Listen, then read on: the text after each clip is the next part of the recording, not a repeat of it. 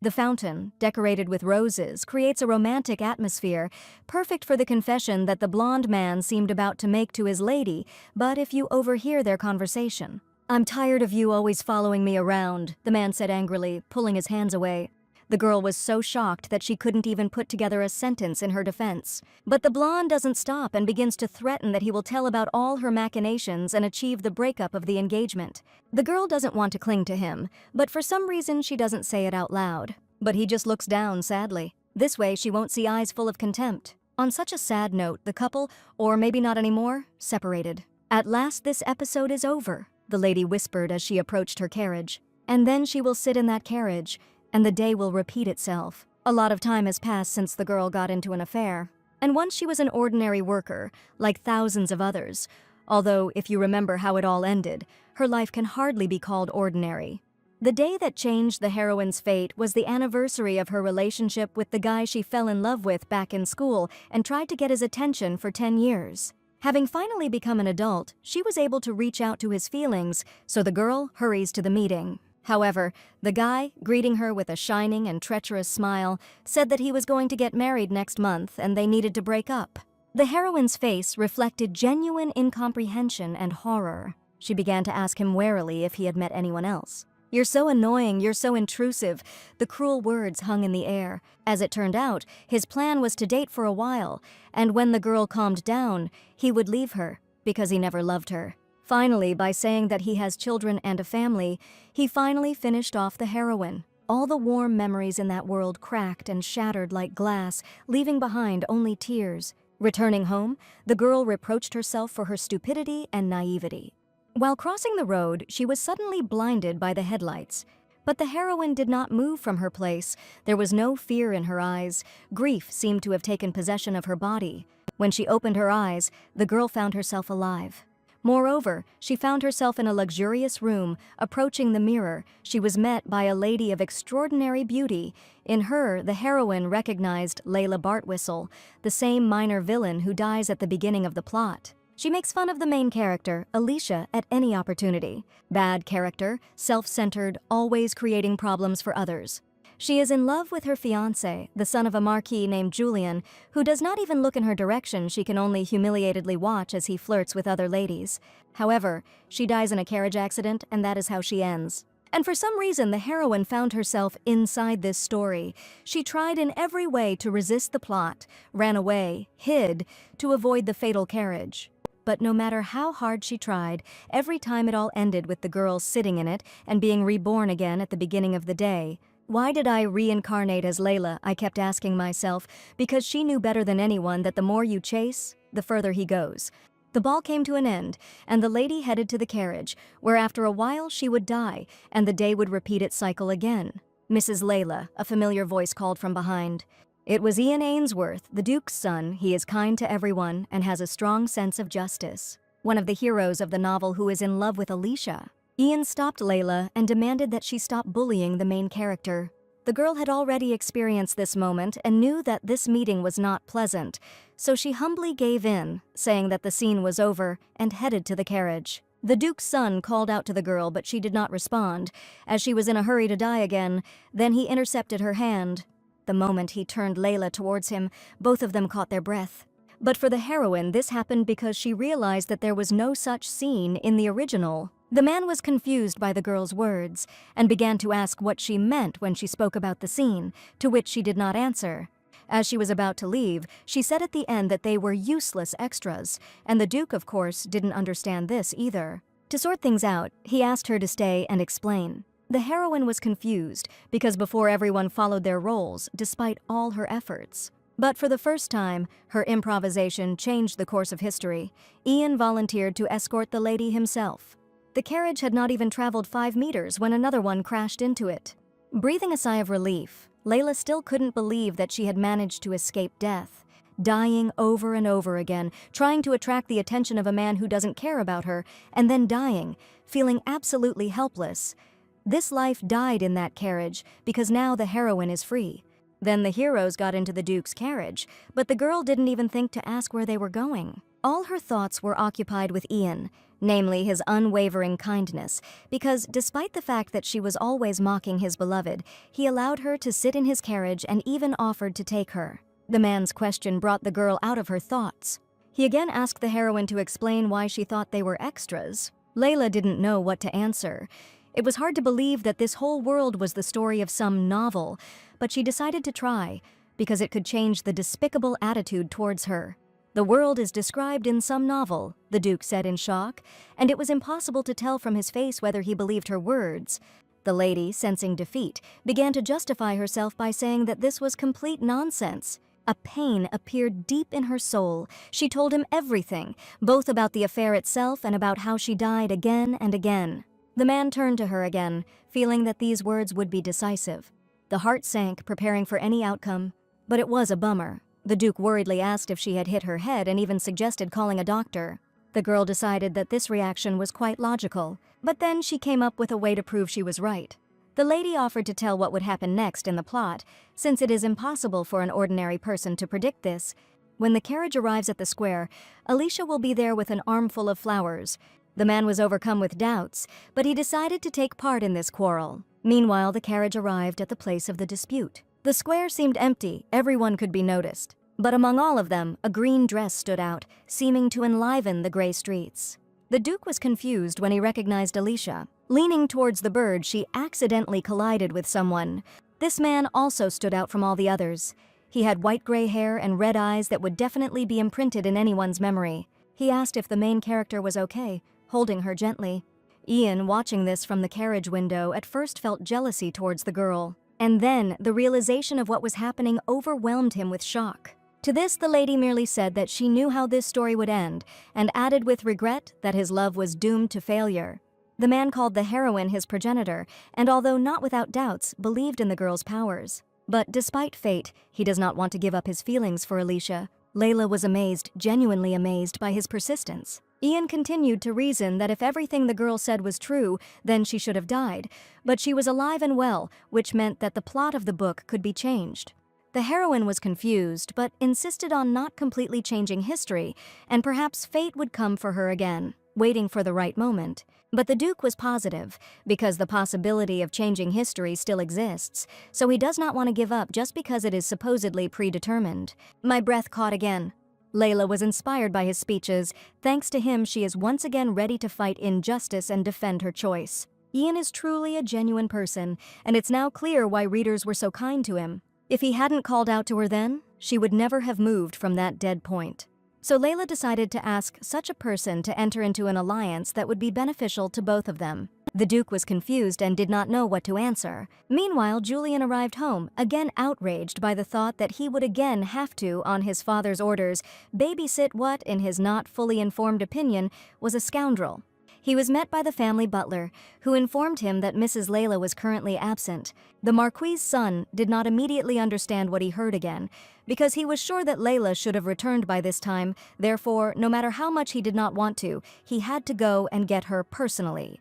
Driving past that very square, his gaze was caught by a red carriage opposite the window. A man whom he recognized as Ian and his companion emerged from it. He couldn't believe his eyes when he saw who the Duke was helping down. It turned out to be his Layla. Many questions arose in his head, the main ones being why and how they ended up together. Let's return to Layla, who is now trying to persuade Ian to make a deal, following which she must tell everything that will happen further in the plot, and in return, he will help her fall in love. The interlocutor was embarrassed by the fact that she already had a fiancé, Julian. According to the plot, yes, the one sitting in front of him doesn't love him at all, Layla justified herself. Helping the lady down, the Duke admitted that he was still confused and could not even find the words, so he asked to postpone the discussion of the alliance. The girl understood the gravity of the decision, and without thinking twice, she agreed with it. He could have simply nodded, but apparently Ian really is a very serious person. The next morning, he was ready to continue the conversation. The girl, sensing that the Duke had taken the bait, agreed and invited him to discuss it on the veranda over a cup of tea. First, she asked what exactly the Duke would like to know. He wanted to sincerely believe her, so he couldn't help but ask the question that interested him most. He is haunted by the fact that Layla bullied Alicia in the past and would like to understand why she felt such strong hostility towards her.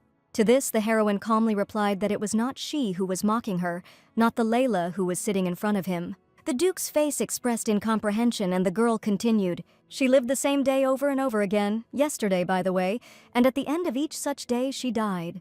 Layla, who had been bullying Alicia until yesterday, was a minor character in the novel, and the heroine had only entered her body yesterday, so she had never touched Alicia before. In the original plot, Layla was in love with Julian, and since he was paying attention to the main character, she took out all her anger on her out of jealousy. That was her role. It's not because she hated her, it's just that according to the script she was supposed to prevent Julian and Alicia from being together. The Duke was still overcome with doubts, and the girl said that one day he would see for himself. Now, all she wants is to break up with Julian and find the man she truly loves. In the meantime, the heroine can call the blonde guy as many names as she wants to replenish the nerves she spent on him. The embarrassed face of the Duke from such an unflattering stream of words amused the heroine, and for the first time since arriving in this world, she laughed heartily. Not believing himself, Ion decided to trust Layla no matter how crazy her words were. The cherished saving hand appeared before her. The alliance was concluded. She admitted that she herself does not know her future, because she was supposed to die in that accident. Now perhaps she will again be required to play the role of Layla. The heroine will try to resist this, but it may happen that one day she will again become the one who bullied Alicia.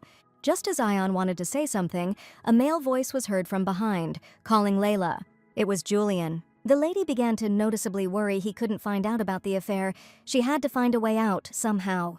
The Marquis looked at the Duke with a heavy gaze, not understanding his presence with her. But he decided to deal with Layla first, asking her to step aside for a talk.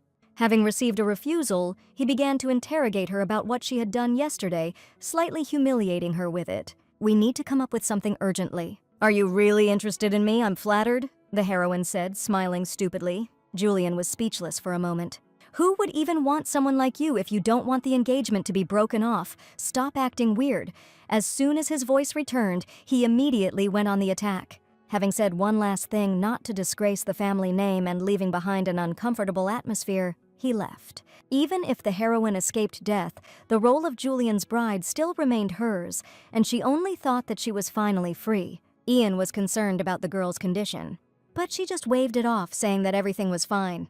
The heroine came to her senses and realized that she had not yet completely gotten rid of the prescribed role of Layla.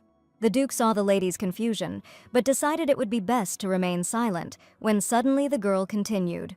"I will cope no matter what it costs me, and I will create my own history," Layla said with unshakable confidence and finished. "But for this I need to find someone special at the spring ball. Alicia, born into a noble family, suffered oppression and humiliation all her life, not only from Layla. Until one day Prince Gilbert noticed her, and love blossomed between them." The novel is divided into 4 parts, each named after a season. The first chapter is the spring ball, and begins with Gilbert asking Alicia to dance, and the couple who danced at the spring ball find a special connection. But while these events have not yet happened, let's return to our heroine. She invited Ian to the meeting, already anticipating a good day. The Duke did not know what to expect, but he arrived at the appointed time anyway. As it turned out, the reason was simply ridiculous. The lady simply wanted to choose a dress for an upcoming event, and she needed a man's opinion. The spring ball is held in honor of the founding of the state in the run-up to the holiday. Even aristocrats lose their heads with excitement. Ian was very surprised to learn that the girl had not yet chosen an outfit, because the ball was already next week. The heroine admitted that she already had the dress. Moreover, it was incredibly elegant and expensive, but too lush and not at all to her taste. Remembering him, she grimaced comically. So today, Layla wanted to go shopping and completely change her look. After listening to the girl, the man smiled and concluded that in front of him was indeed not the same Layla he knew. Even after realizing that the heroine was using him, he agreed to play along with her.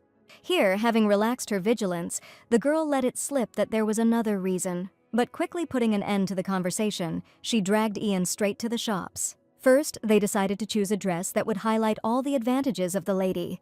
And then they started choosing jewelry to make the look even more chic. To take a break from the constant fittings, they went into a cafe. Layla thanked the Duke for his accompaniment and assistance in such a difficult matter. Ian noticed that the heroine kept looking in one direction, waiting for something or maybe someone. He followed his gaze but did not notice anything unusual. And Layla wondered where Alicia was, because according to the plot, she would pass through this place. Aff was heard throughout the street. The heroine immediately recognized who the dog might belong to and told Ian to catch it. The cute puppy ended up in the Duke's arms. Although he had fulfilled Layla's request, but he had no idea why, at that very second he heard a woman's voice. Alicia, shouting and apologizing to passersby, asked them to catch the dog. The girl recognized her savior as Ian.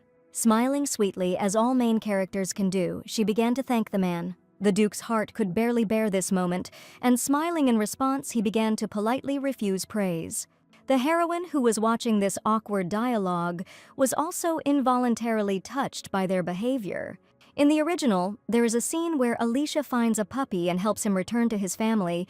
She loves animals very much, so she immediately rushes to help.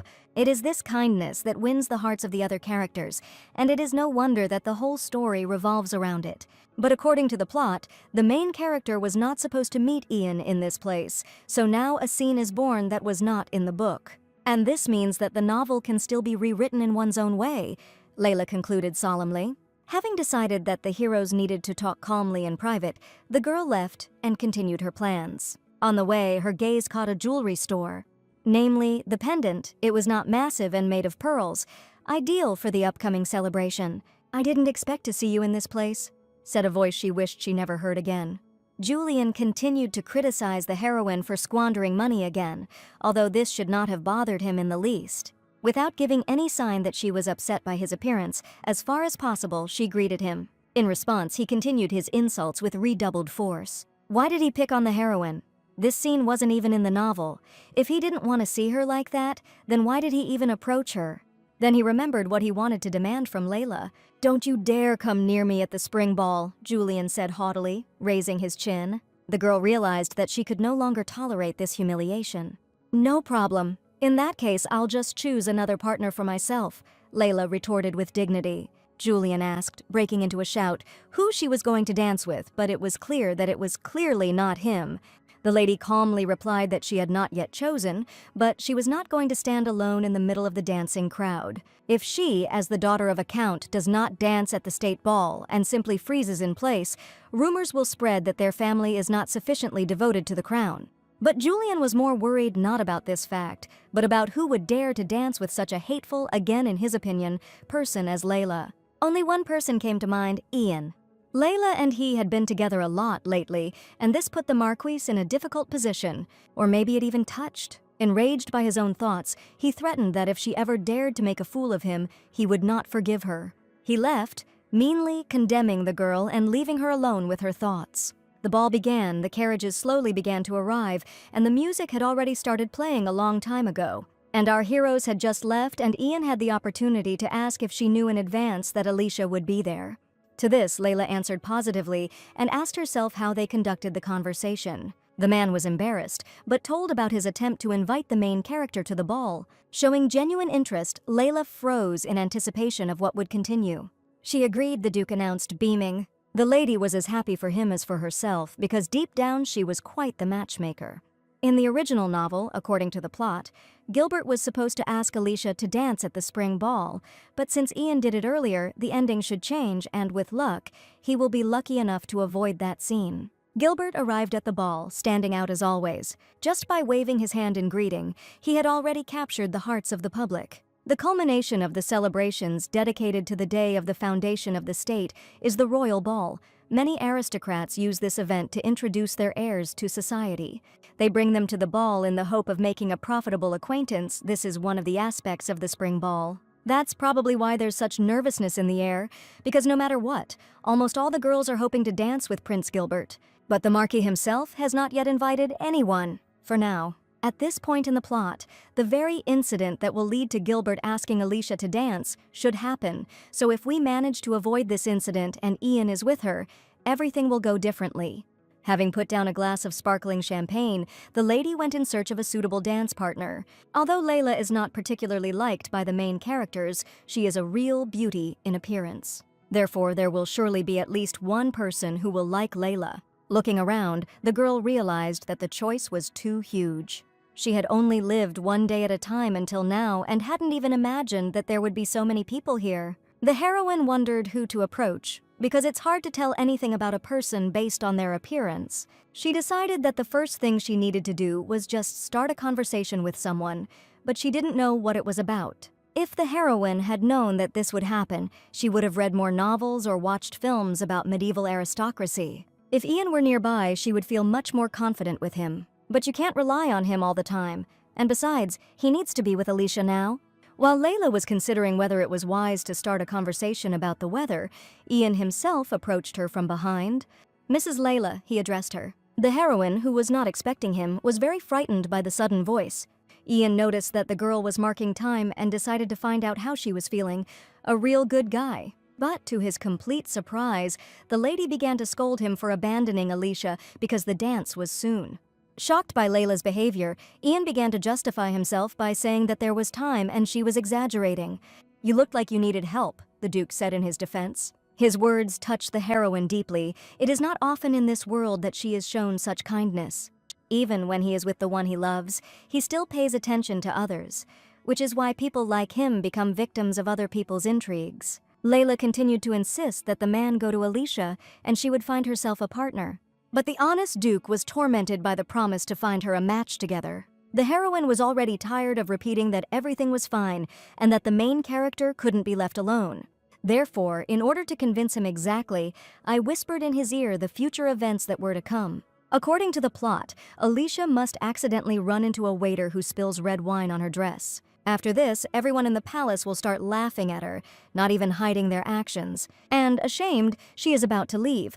But then, just in time, Gilbert appears from the curtain. He will come to her to help and give her a new dress and invite her to the cherished dance. This is where the story of Alicia and Gilbert begins. That's why Ian must never leave the main character alone and miss the chance. Layla, having reminded him once again that everything would be fine with her, still managed to convince the Duke with this story, and he went in search of Alicia. The heroine thought that maybe she should have told him about the development of the plot in advance, but how could she know how much it would affect further events? Having lost sight of Ian, the girl herself began to look for Alicia, but could not find her. And only when she looked back did she see a girl in a delicate pink dress, which undoubtedly suited her, but the Duke was not there yet, and Alicia was already heading towards her future problem. No one managed to stop the main character, and she still collides with the waiter, as was predetermined. But Layla couldn't let the plot take its course, and she rushed to help herself. But it was too late. The red liquid was already in the air and, according to the law of gravity, was heading downwards. Resigned to her fate, she closed her eyes and heard the sound of breaking glass, but also someone's hands tightly squeezing her shoulders. A voice from behind asked if the lady was okay. Turning around, Layla saw him, her savior. A young man with pretty features and chestnut hair that matched his suit perfectly. He was glad that the heroine was not harmed, but Layla did not remember this character in the novel. There was not much decoration, but there was also a sense of gentlemanly nobility about him. Ian ran up to them, expressing concern for the girl's safety. Layla assured and reassured him that everything was fine and wanted to introduce the young man. But when she turned around, she didn't see anyone. He had disappeared without a trace. She regretted that she did not have time to thank her savior for his help. A thin, almost inaudible voice called out to the heroes. It was Alicia. She noticed that the heroine tried to protect her and wanted to thank her. To this, Layla embarrassedly said that she was rather clumsy and only tripped awkwardly. And yet, if the lady had not supported the main character, everything could have ended very badly. Understanding this fact, Alicia continued to insist on her own, no matter how the lady denied it, and this embarrassed Layla. The heroine, in turn, was only glad that the main character did not spill wine on herself, and now she would be able to dance with Ian. "What's all the noise?" said an unfriendly voice. Layla whined to herself as she saw Julian's silhouette outlined in front of her. Immediately, as is his style, he began to condemn the girl for causing a stir, and even at such a celebration, and for completely losing her shame. Why is he clinging to her like a burdock? He should have gone his own way. She hasn't done anything bad. Continuing his attack, he began to say that she had deliberately arranged all this to annoy him, decided to anger him, and began to annoy Alicia. That's not true. Alicia tried to interrupt the mockery. Gathering all the strength she had and raising her chin, the main character blocked Layla with her body. This turn of events left Julian dumbfounded, unable to understand the girl's behavior. Sensing an advantage, Alicia shouted that he had crossed all boundaries and the lady had helped her. The man looked stupidly at the lady, still not understanding anything, and wanted to turn to Layla for support, forgetting that she was his victim. Alicia continued her story about how she almost collided with the waiter, but suddenly noticed a wine stain that still got on her lovely dress. She offered her help in exchange for salvation, although she would have done so even without this reason. The girls left, leaving the Duke and Marquis alone. The first one wanted to start a conversation, or rather ask the other to give Layla a chance, but he realized that it would most likely be useless, so he interrupted himself and also left. Meanwhile, the ladies began to wash away the unfortunate stain. Layla still felt uncomfortable, but Alicia insisted that since it was her fault, she had to help. But the dance was about to begin, and she chose the right moment to ask if she had a partner with whom she had already agreed. After all, it's the spring ball. Everyone believes the rumors and wants to dance with whoever they like. It can't be that Alicia doesn't know about it. The main character admitted that Ian invited her, but she thinks that he did not put any special meaning into it, because the Duke is very kind and he felt sorry for her. A baron's daughter who was not invited was a sad sight, she concluded. The heroine wanted to dispute this statement, but decided that it would be better for Ian himself to do so. By the end of the conversation, the dress was ready and shone like never before, and so did the owner. It's good that everything turned out well and no one noticed. Layla, although she was afraid to do it, still reported that the Duke was probably still waiting for Alicia. She believed the lady's words, and was even slightly glad that Ian was worried about someone like her. After thanking him one last time, Alicia went to look for him.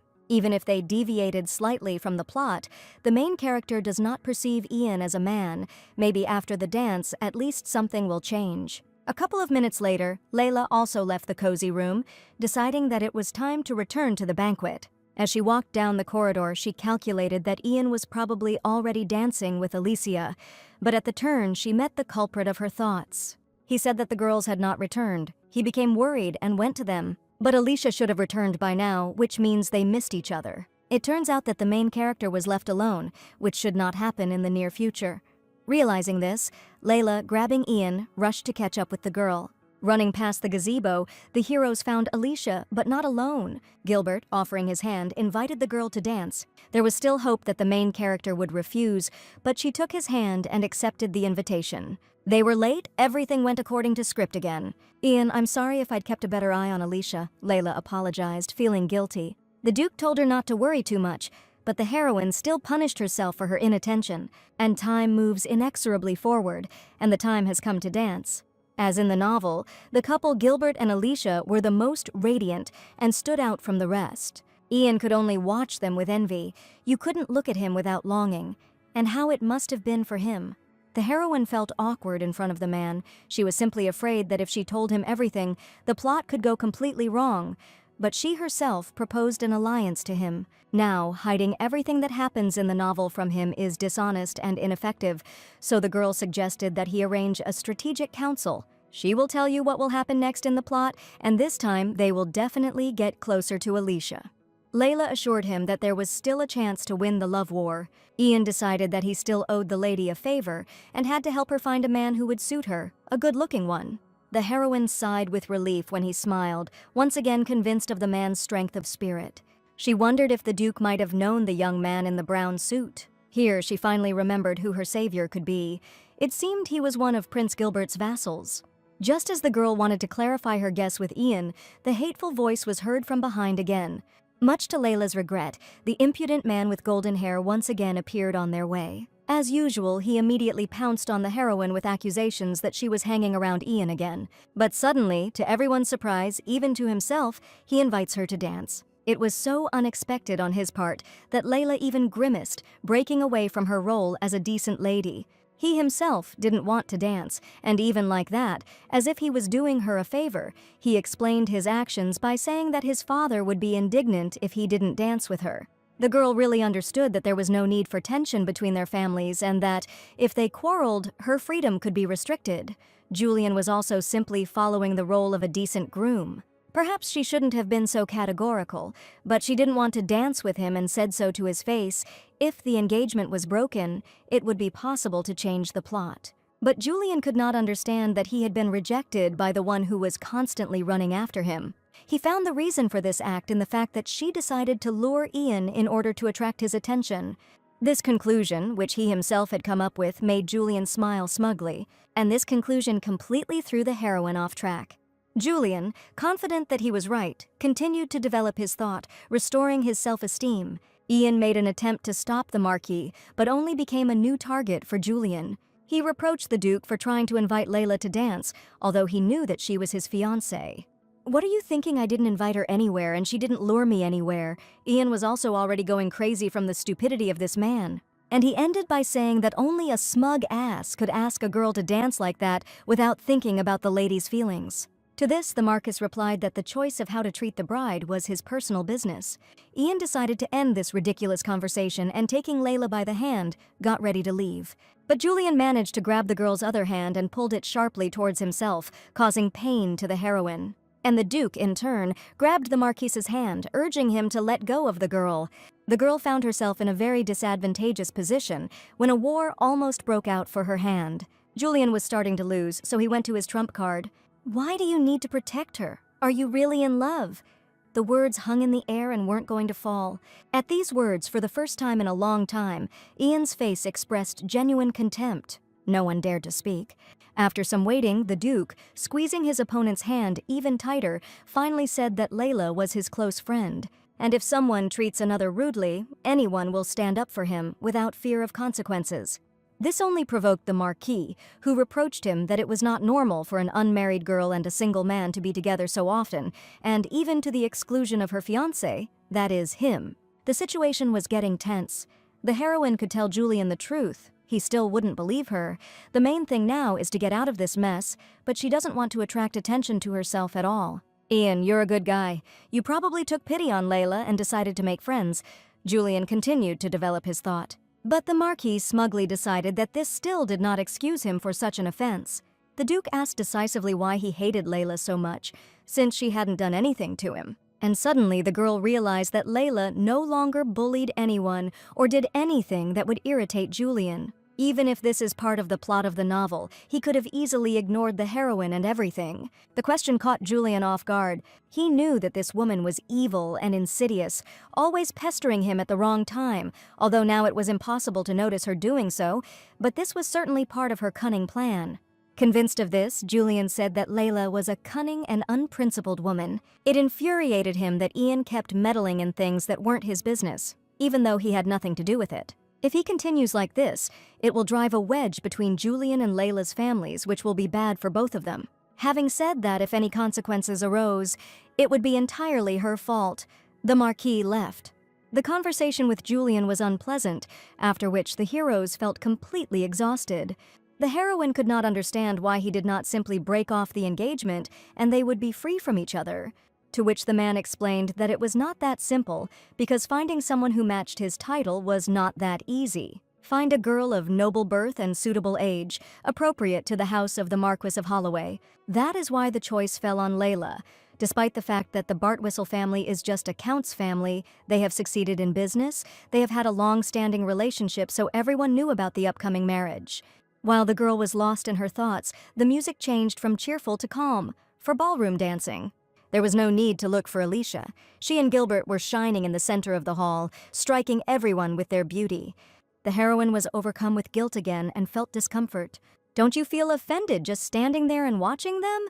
Layla said awkwardly. To lighten the mood, she suggested dancing with someone. It was a ball after all, and it would be stupid to miss such a chance. "In that case, as a true gentleman, I must invite you properly," Ian said with a smile. Layla happily agreed, and they too headed to the ballroom stage.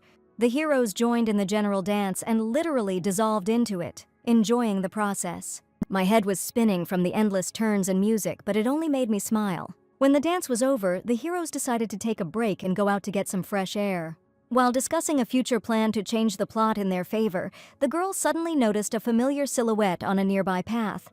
Realizing that this was her savior, she turned to Ian and asked if he knew him. But the man did not immediately understand who they were talking about. Many couples had left the building and were also walking. Just as he began to look closely, a voice called out to them. It turns out that Alicia was looking for them among the crowd of vacationing dukes and their couples, and finally found them. She asked if they had been dancing together, but Layla shook her head in protest, not wanting to further expose Ian. The heroine, on the contrary, even gave the man a chance to dance with Alicia and hinted to him about it. Having decided that the lovebirds would manage on their own from now on, and that she would be in their way at the moment, she left. And those same doves remained confused. Layla reflected that although this was not the first dance, in the original they did not dance at all. So we can say that this is already a big progress for her mission to change destiny. She got into her carriage, slightly hoping that she would survive the journey, and continued to think. And the girl was thinking about the young man whom she had lost sight of when he was talking to Gilbert, probably one of his close associates, and if so, Ian knows exactly who this man is. The heroine remembered how polite he was, how sensitive, a real gentleman, and was already imagining their next meeting. Was it really love at first sight? But stopping herself in time, she decided that she first needed to find out what kind of person he was. Meanwhile, Alicia and Ian finished their dance. The main character was glad of this opportunity because, as she said, they had not danced together since childhood. So, after a little more nostalgia for childhood days, it was time to say goodbye. But before leaving, Alicia expressed her desire to chat with Layla again in the future and hoped for Ian's help. The Duke agreed with the girl's opinion that it was especially easy to communicate with her today and promised to meet soon. And they said goodbye and parted. Walking along the path, Ian accidentally stumbled upon Gilbert and Julian, who were talking in the gazebo, but still noticed him. Moreover, they themselves involved him in the conversation. Gilbert needed to discuss something urgently with him and asked to give him just a minute, and he hinted to Julian to leave them. He, although displeased, obeyed the order and sat down on the far sofa. The prince explained that since the Duke had disciplined him, he was walking around gloomier than a storm cloud, but also agreed with what he had done. He himself already wanted to talk to him so that he would stop waving his title, but he was informed faster that Ian had beaten him to it. But the prince wanted to discuss something else, so he went straight to the point. "You will also be going to the Blue Moon Palace this year," Gilbert began his speech. Ian agreed, even though it wasn't a question, especially since he didn't have any other plans anyway. Gilbert was very pleased to be convinced of the Duke's words and said that he was going to invite Alicia. Julian heard a familiar name and said that Layla had mentioned her, saying that she was the Baron's illegitimate daughter and that she herself did not like her. But the prince was not embarrassed by this, he just wanted to say that he decided to invite Alicia. The Marquis remembered that this girl had previously lived in Ian's family home and asked if he was close to her. Julian was about to blurt out that he had also danced with her today, but the prince interrupted him by clapping his hands. With this, he summed up his decision to send a letter of invitation to Lady Alicia. Ian, as his friend and comrade, asked for one thing, to send an invitation to Layla as well. The Marquis was outraged by this proposal and did not understand why this woman should go with them. Gilbert reminded her that she was still his daughter-in-law, even if she had a difficult character, but he had to guide her on the right path. It was his duty. Julian was infuriated by the thought that if he started making a fuss, people would think he was beneath her.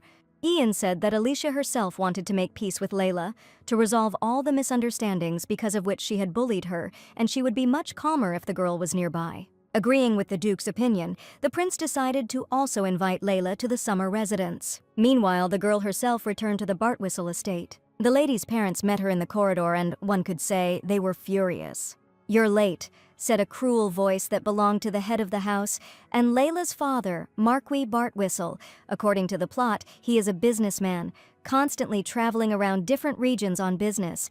Therefore, the heroine did not expect that they would ever appear, but they could not be absent all the time. And yet she decided to greet them kindly, but in response she only received a slap in the face from her father. The girl did not expect such a low act, especially in relation to Layla, their own daughter. And the Marquis continued to scold her that, while they were gone, the servants had brought rumors of behavior that was extremely unbecoming for a lady, and also about her intention to break off her engagement to Julian of the Halluer family, regardless of her family. The mother asked her husband to stop after several more accusations and ordered him to bring ice. The novel didn't say anything about her parents, and the heroine had time to think that only her mother was worried about her, but she suddenly came up to her and whispered in her ear that she had given her such a beautiful face, but it was of no use. So they left, leaving their own child humiliated, and Layla could only swallow her resentment and return to the room, regretting to Layla that not only did she fall in love with that turkey Julian, but that the family was also crazy. This wasn't in the book, maybe it's some hidden information about the character, although Layla only appears on a few pages. She got a terrible fate. Everyone hates her, and her own family treats her like a soulless tool. She actually managed to escape death, and all the plot does is put shelves in the wheels. With this scenario, it turns out that even if she avoids death, Layla still won't be able to be happy. It's unfair. But she had already decided that she would become the happiest, so she couldn't give up, and taking paper and pen, she began to plan. She now had an ally in Ian to give advice to at their next meeting. After the spring ball, at which Gilbert shows interest in Alicia, he invites her to the country residence, the Blue Moon Palace in the summer, where he takes Ian and Julian with him every year. And there, during a walk on a yacht, she accidentally falls into the water. He saves her and gives her artificial respiration, and upon waking up, the girl begins to see something more in him. Layla must prevent this. But for now, everything will have to be done secretly, so as not to be seen by the parents or to come up with something so convincing that it would make them shut up. There is a special place in the country for aristocratic meetings, Crown Palace, where young heirs and heiresses of noble families communicate, and some halls are open only for certain families. Just one of these halls is the Rose Garden, where Gilbert usually hangs out, and if so, Ian will probably be there too. That's where the heroine headed, since he urgently needed to convey a message with further actions. And so it happened. The Duke was walking in the long corridors. Having greeted each other, Layla did not hesitate and got straight to the point. "You will soon go to the Palace of the Blue Moon." The heroine began to implement her cunning plan.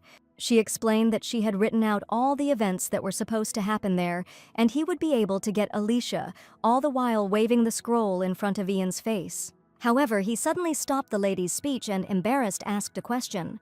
"Will you come with me to the Blue Moon Palace?" the Duke asked awkwardly, but at the same time hopefully. A few days later, the girls were already on their way to that very castle that everyone dreams of visiting. Alicia thanked Layla, but she didn't understand why. The girl explained that she simply enjoyed the heroine's company. She would feel out of place alone. Let's go back 3 days ago, when the man invited Layla to the summer residence. Ian admitted there was another reason, but the welcoming voice of the approaching Alicia did not let him finish. She was not alone. Gilbert accompanied the lady and was also glad to meet her. He invited Layla, as he promised, and Alicia said that if the lady went, then she would go too.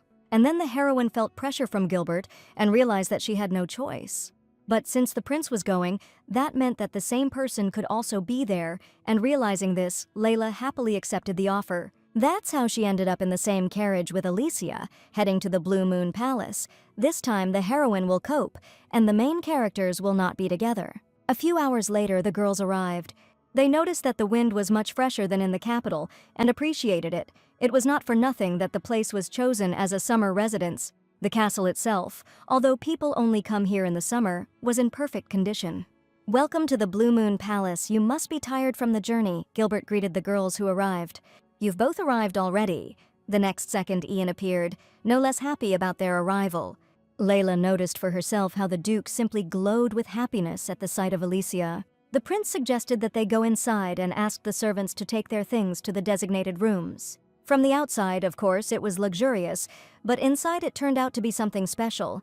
Especially the shining chandelier in the middle of the hall caught the eye. But the heroine, realizing that she had so easily succumbed to luxury, pulled herself back, because that was not why she had come here.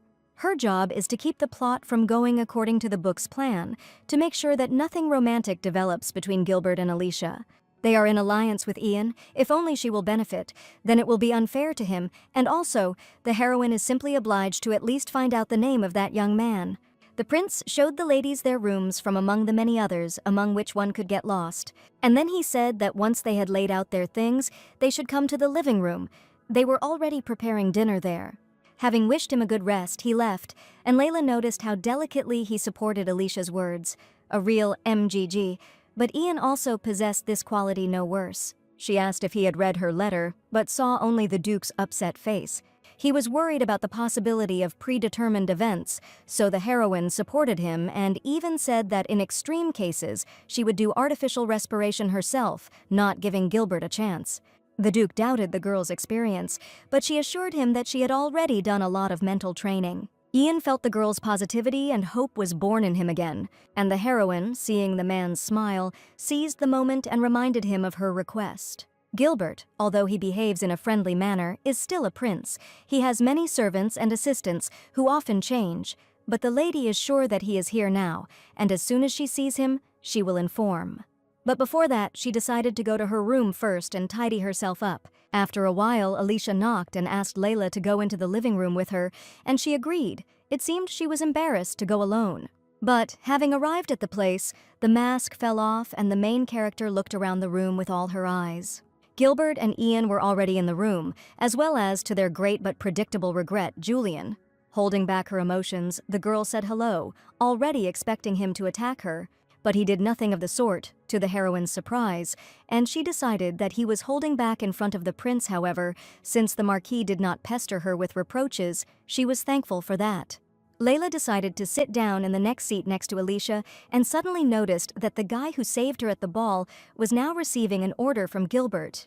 The Duke understood the girl's hints and followed her gaze to see the young man. But his face took on a look of confusion. This could not help but confuse the heroine, and doubts crept into her. The heroine immediately hurried to him to figure out if she had misunderstood.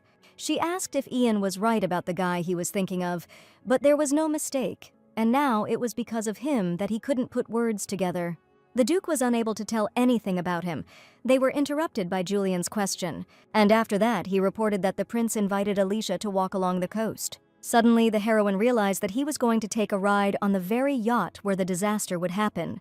Julian voiced his guess that, judging by the way he was acting, he was serious about winning Alicia's favor. And everyone looked at their couple, chatting happily, distanced from everyone else. Layla noticed how sadly and jealously Ian looked at them. It was not worth leaving them alone. The heroine left, saying that she would go into the room for an umbrella since they were going for a walk. But walking along the long corridor, Julian caught up with her and called out to her. The heroine did not understand why he had specifically followed her. Had something really happened, and he wanted to talk in private. He awkwardly began the conversation by saying that it seemed the Marquis and his wife had returned from their trip. The girl confirmed this and said that they would stay in the capital for some time, but for some reason this fact made Julian uneasy. Without showing it, he urged Layla to get ready and left with his thoughts, which he did not voice. The heroine did not understand his actions. Did he really come seriously to tell her to hurry up? Julian, returning back to the hall, did not understand what had just happened. He doesn't care about Layla. He just heard from his father that the Marquis and his wife had returned, and he remembered that the head of Bartwhistle seemed to dote on his daughter. But one day he saw with his own eyes how he hit her hard on the cheek, calling her a scoundrel. He also noticed that Layla's behavior had become strange lately, so he became interested, Julian convinced himself.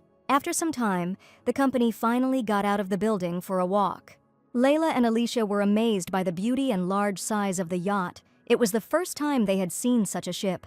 "My swallow," Gilbert said enthusiastically. "If the weather is good tomorrow, we'll take a ride on her." The girl tensed up.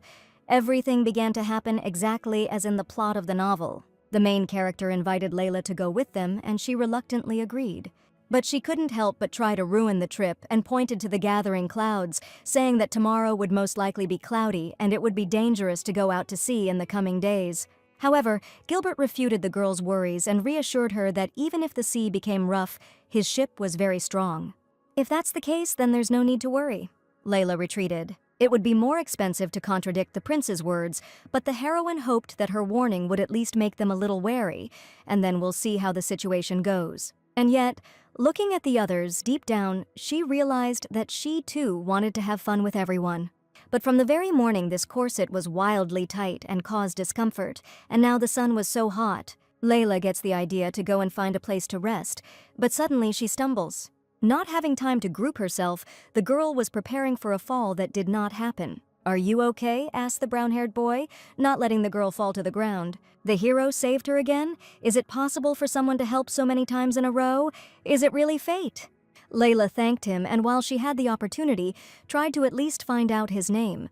"I am Master Gilbert's servant. My name is Elliot Winter," her savior introduced himself. The heroine did not remember him appearing in the novel. Several names of his close associates were mentioned, of course, but apparently he was not one of the key characters. If so, then it means he doesn't have a strong influence on the development of the plot, which suits her. Layla also introduced herself, recalling his heroic rescue, and thanked Elliot. He modestly accepted the gratitude and noted that it must be uncomfortable for a girl to walk in such shoes, especially in such heat.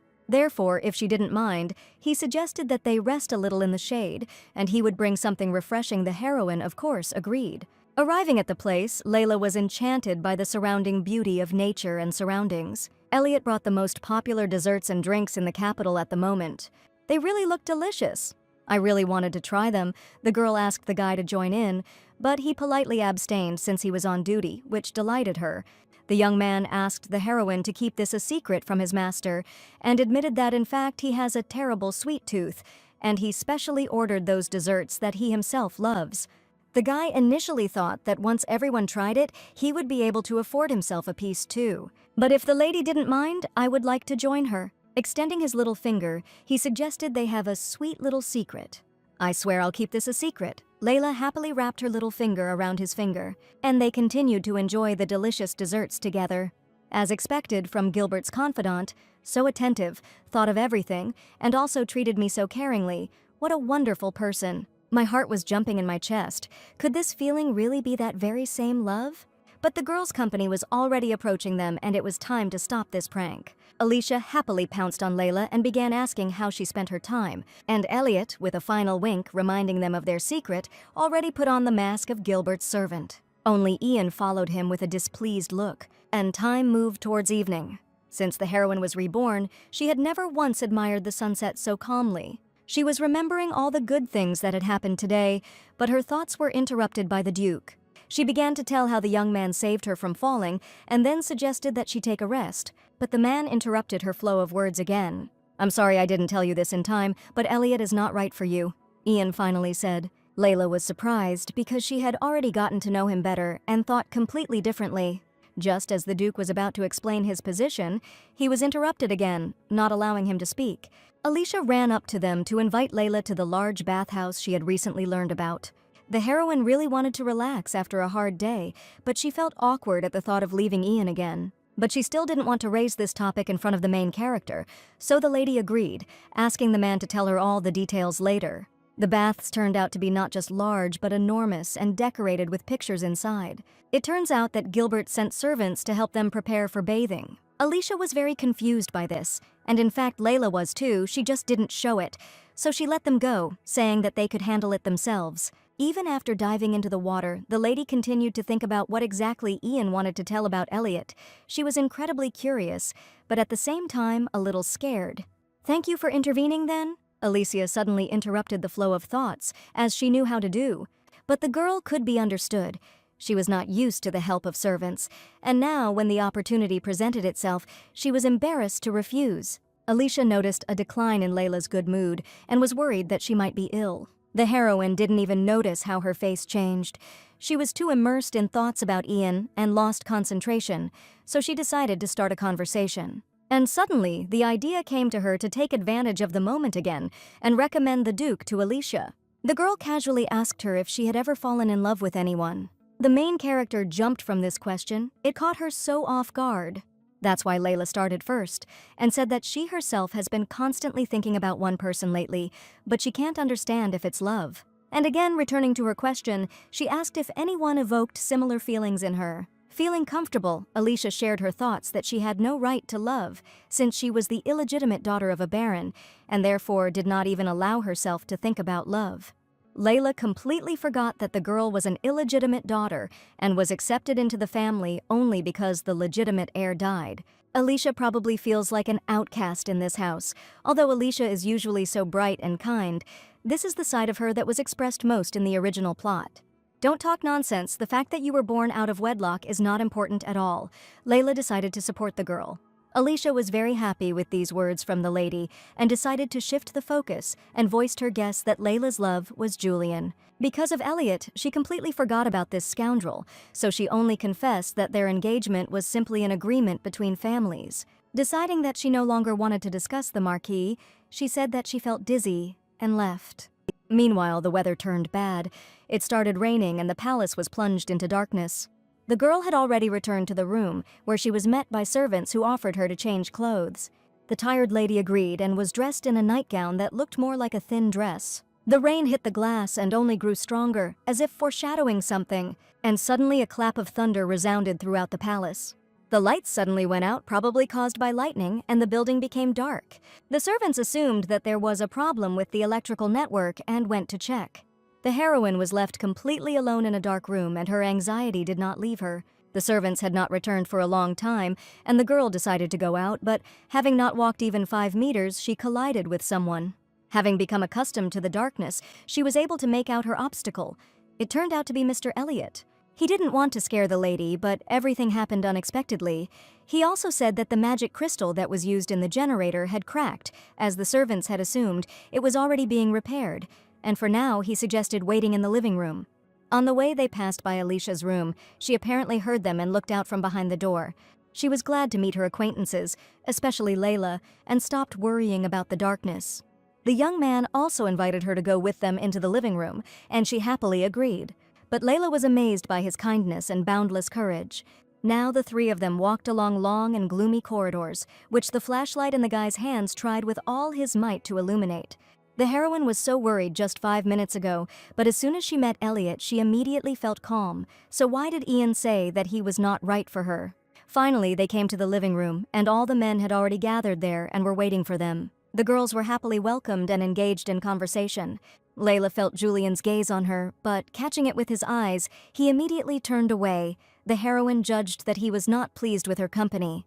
Gilbert was the center of the conversation and tried to dispel the girls' fears by saying that since this was the case, maybe they should enjoy the atmosphere. There were so many candles, it was even somehow magical, so Alicia suggested playing some kind of game, and everyone began to suggest their options. How about a hunting game, the prince suggested, and everyone became inspired, even Julian, who was against it. But the heroine didn't know the rules, since there was no mention of such in the original, and even less so in life. Layla didn't try to be cunning, and said directly that she didn't know the rules, and asked to be told them. The Marquise only said that this game is the most popular now, but this information did not help Layla figure it out. Since everyone was here, they decided to repeat the rules for everyone. First, civilians and one villain are chosen by lot, who mixes with them and together perform tasks. The villain's task is to hunt down the inhabitants one by one and eliminate them, but without giving himself away. If the villain eliminates everyone, he wins, and if the residents reveal his identity, victory is theirs. Layla realized that this game was something like Mafia, only with tasks, but suddenly Gilbert says that even though there are 5 of them, it is still not enough, so he invites Elliot to play. The heroine did not expect such a turn of events, but was very happy about it, as was the young man himself, it seems. Unlike Ian, who was extremely unhappy.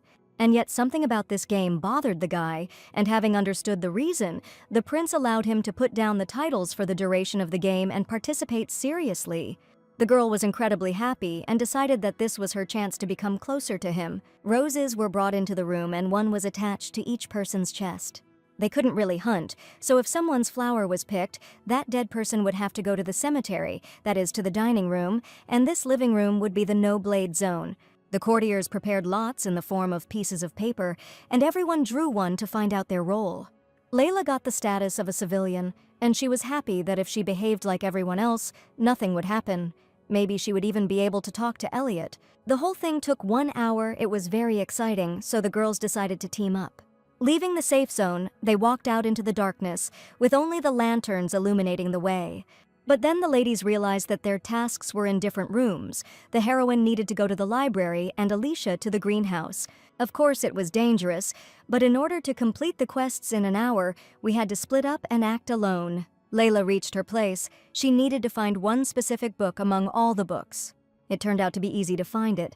It stood out with its color, and I was already happy with the easy execution, when a sound was heard from behind. Did the villain manage to get through, so she decided to hide. But then suddenly, in complete silence, someone said hello near the girl's ear, and this scared her very much. Calming down, she heard Elliot laugh, amused by the lady's sweet reaction. This sincere smile made Layla feel embarrassed, and her heart was ready to jump out. The girl was telling me that she had broken up with Alicia, and suddenly the bell rang, meaning that time was coming to an end. The heroine wanted to stay with the guy for at least a little longer and suggested hiding together in a safe zone. But she miscalculated the distance and stood too close to the young man, so that just a little more and they would touch. Too close. But Elliot came even closer, which caused a storm of emotions, and that same obsessive thought about a kiss came out. Layla gave in forward. Sorry, but I'm a villain and it's time for you to go to the grave. The heroine opened her eyes and saw a rose in his hand. Her rose. The girl scolded herself for her naivety, but admitted that she was more upset by what didn't happen than by the defeat. The guy explained how to get to the game cemetery and apologized for deceiving the lady. Layla said that she wasn't angry, it was just a game, and he exhaled happily because he was afraid that she would be offended. And here again this sweet face broke the heroine's heart, with such a smile. How can you be angry here? Arriving at the local cemetery, the girl found Ian sitting there. He too fell into Elliot's trap. He had been following him from the very beginning, and as soon as he turned around, he had already plucked his flower. But the heroine was only touched by the guy's cunning and told how he also picked her rose. And then, this is his face, as if he did something wrong. Well, how can you be angry? She can already forgive him for anything. Seeing how Layla spoke dreamily about the young man, the Duke only became upset. Mistress Layla, Ian began awkwardly, since there was no longer any time to waste. The fact was that Elliot was getting married soon. The girl expected that the guy might have dark secrets, which is why the man reacted that way, but she never expected that the reason was completely different. It turned out he was getting married this fall. Her family was not connected to this union, so it was not surprising that she did not know. This is what the Duke meant when he said he was not right for her. The problem was his family situation. But maybe this is a marriage of convenience and they don't love each other like she and Julian do, but Ian has refuted her last hope. Elliot's fiancé is a relative of Gilbert's, and she has royal blood in her veins, and they have known each other for a long time, and there is something more between them than just a contract. Layla, I'm sorry. The man felt guilty. If only he could have found out earlier. But the heroine herself understood that Ian was not guilty of anything. He did not need to worry about it. The girl gathered her remaining strength and forced a smile, saying that she was, of course, offended, but her feelings had not yet developed into something serious.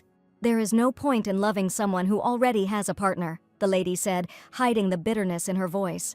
It hurt so much, but she kept saying that everything was okay. She just had to find someone else. But the tears were still about to flow, so Layla decided to go to the restroom to avoid continuing the conversation. After saying once more that she was completely fine, she left. But Ian knew she had been pretending all this time, and he mentally begged her not to pretend to be happy with such a sad face. It would be better if she blamed him for everything, said the Duke, unable to cope with his feeling of guilt. And Layla continued to reproach herself. She should have thought at least a little, and then this situation would not have happened. She should have had a proper conversation with Ian from the start, but she was too excited about finding someone she liked even more than she imagined. Lost in her thoughts, the girl did not notice a man turning and crashed into him. Julian managed to catch her in time, but noticed a face full of sadness, on which the tears had not yet dried. "Are you crying?" he asked seriously and carefully, although the answer was already clear. But the lady just waved it off, saying that it was just his imagination, since it was dark here, and ran away. Returning to the dining room due to the game death, Julian met Ian alone there. She was close enough for the Marquis to have a good look at her, and he certainly wasn't imagining things, but Layla had been with the Duke the whole time. Julian decided to attack. He looked so harmless. You wouldn't say that he was capable of hurting someone else's bride. Ian knew he was right. He was to blame for Layla's suffering, but he wasn't going to listen to accusations from the man who constantly bullied her. "But if you are so worried about your bride, why not be more gentle?" The Duke answered him, and lightning appeared between them.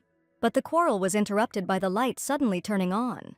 And Gilbert and Alicia burst into the dining room, saying that she had defeated the villain Elliot and become the winner.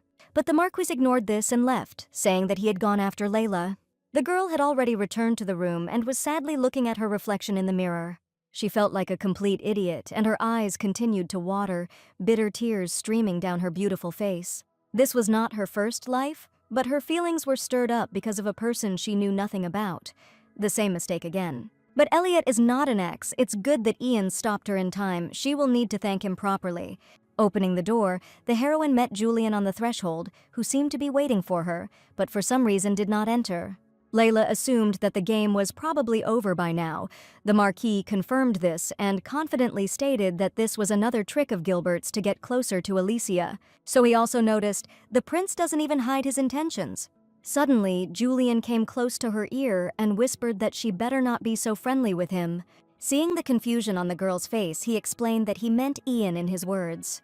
The heroine realized that Julian still did not trust them, although this was quite natural. If it came to light that his fiancé was spending time with another man, then unpleasant rumors could start. "This is my friend," Layla stated firmly, making it clear that she was not going to change anything. The Marquis did not deny such a possibility, but society might think quite differently, all for the sake of gossip. "I don't care what people say about me," added the Marquis, and the heroine wondered if he was really worried about her. Cutting off the conversation, Julian said that they had been expected in the dining room for a long time and they needed to hurry. Indeed, as soon as Layla entered the room, Alicia pounced on her with hugs and told her about her victory. But Elliot approached them and interrupted the main character's stormy speech. He apologized for his trick, even though it was just a game. The heroine insisted that he was not at all guilty and in any case forgave him. The young man thanked her for understanding. As an apology, the guy promised to bring her very tasty sweets. The girl did not refuse such a sweet offer. On the contrary, she did not even hope for it. And Ian, watching all this from the side, could not help but worry about Layla, who was again led by his pretty face. He already wanted to go to them and sort things out, reminding the heroine about his marriage, but Julian stopped him in time. Julian recalled how he had brought her to tears and demanded to know how. "If only I could have told Layla everything earlier, she wouldn't have had to be sad," Ian only whispered. The Marquis realized that the Duke was not even hiding his guilt and was finally convinced that he should not be allowed near his wife. The next day, a strong wind arose, but the company still gathered on the open balcony. When everyone finally gathered, Gilbert announced his offer to go for a ride on the ship. As expected from Alicia, she beamed at the mere thought of that yacht, without thinking about the consequences. It was dangerous to go out to sea in such a wind, and it was necessary to somehow hint about this, but Elliot got ahead of her and voiced her thoughts. To which the prince replied that he had already made a flight today, and everything was fine. Such a breeze would not harm his ship. They might not drown, but it would rock them like an amusement park ride, but Gilbert could no longer be convinced. The ship will not be damaged, but the weather will gradually worsen. It will start to rock, and Alicia will fall into the sea. But the main character didn't even think that danger awaited her. If this really happens, we will have to take that very step. The yacht set sail from the shore. As expected, the wind did not subside, but it was worth admitting that there were beautiful views from the deck. But the waves continued to rise, and sometimes the water even touched the girls' dresses. Unexpectedly, Alicia suggested that Layla was afraid of the sea, and therefore was against the boat trip. The lady realized that this was her chance to always stay close to her and confirmed her guess. Now it will be easy as pie to be close to the main character during the entire walk, and even if she starts to fall, she will definitely have time to save her. That's what the heroine thought, but maybe because she didn't get enough sleep, she felt unwell and needed to sit down and rest. But she couldn't. She couldn't leave Alicia alone to her fate. "We'll have to be patient a little longer." Ian kept his eyes on Layla from that moment on, even while playing cards, still worried about her condition. While Julian kept his eyes on the Duke, noticing his every movement. Just as the man wanted to move away, the ship began to rock violently on the raging waves. The wind raised a series of high waves, and the yacht was stormy, succumbing to them. The moment has come.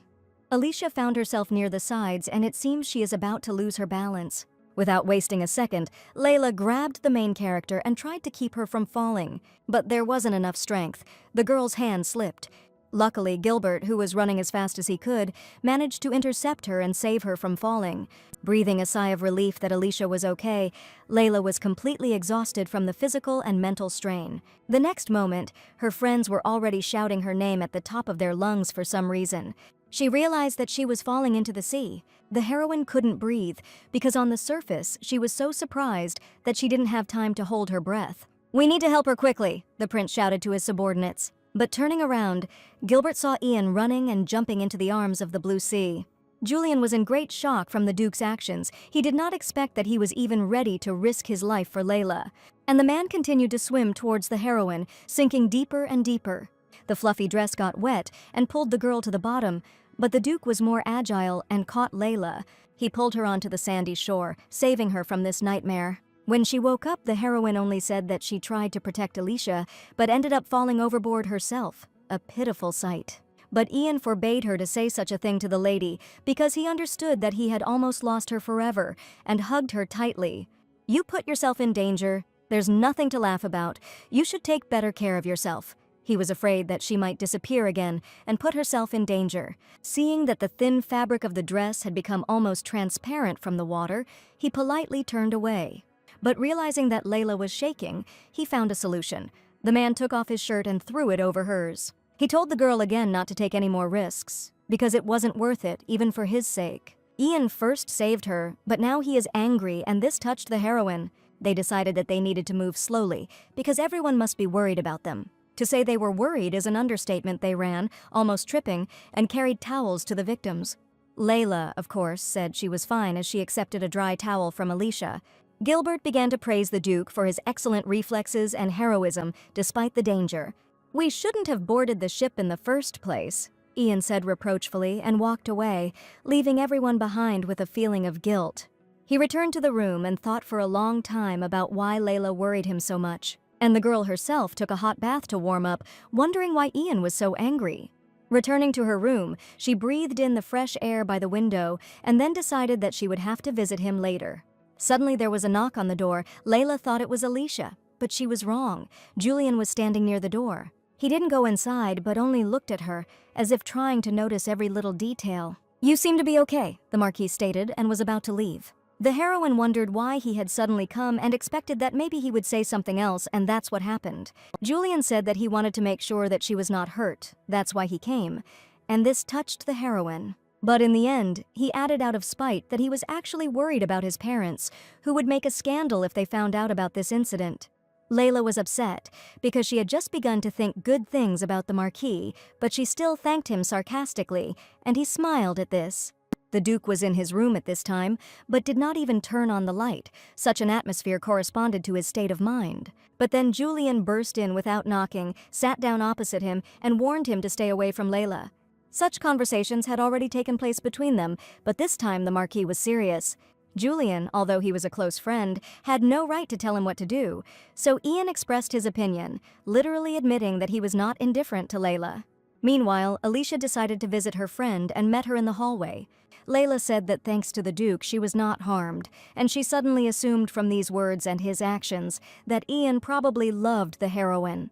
The girl understood that this was impossible and wanted to resolve the misunderstanding before it was too late, but she saw the Duke approaching them. "Alicia, I love you," he said seriously, coming close to the main character. But what she would answer, Layla could not predict. Layla was shocked and tense because this was not in their plan, and everything they were trying for depended on Alicia's words.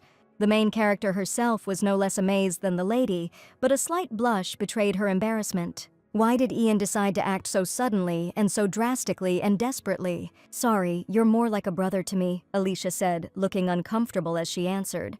But the Duke was in even more pain, and now the hope of meeting her had finally left him. However, he still collected his thoughts and, forcing a smile, managed to thank her for the honest answer. The man also said, already turning away, that in the future he would cherish her as a family member. Having asked not to take his words to heart, the Duke left, as if he was expected. But the heroine couldn't leave him like that, so she went after him and, having caught up with him, called out to him. After waiting for him to finally pay attention to her, she began to interrogate him about this situation. She reminded him that they were an alliance and needed to work together to succeed, but Ian interrupted her. "Let's disband our alliance," the man suddenly said, and there was sadness in his eyes. These words trapped Layla. She didn't know what to do and how best to proceed. Having finished their conversation, they went to their rooms. This night was very long. The girl was constantly plagued by bad thoughts, so she couldn't fall asleep. She kept remembering Ian's confession and cruel refusal. Although Alicia didn't want to hurt him, these thoughts tormented the heroine, but now she didn't have a single proposal. Naturally, after this, on the following day, the atmosphere at the table became tense. There was one last day left for arrival at the castle, and everyone would be leaving, and Layla still didn't know what kind of relationship they had now. An unexpected knock on the door pulled her out of her inner thoughts. It was a servant who brought a message from the Count. Her father wrote that the autumn festival was approaching and insisted that she wear her most luxurious dress and show others how valuable she was to the Holloway house. The courtier reported that preparations had already begun and that tomorrow they needed to go to the shops. Having received her father's order, Layla was now thinking sarcastically about how a beautiful dress should prove her worth, because no one would even look at her, but rumors could cause problems, so it was better to be on the safe side.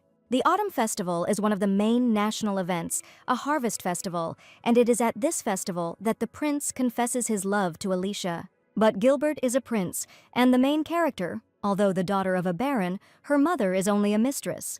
The gap between their statuses is the main obstacle to their love, but Gilbert will still confess to her, and Alicia will begin to think about her feelings for him. The girl decided it was necessary to write another letter to Ian about further events, but she remembered that their duet was no longer there, and the lady became upset again. The next day, the lady had already returned home to the estate and went shopping as planned, but was very surprised by what she saw.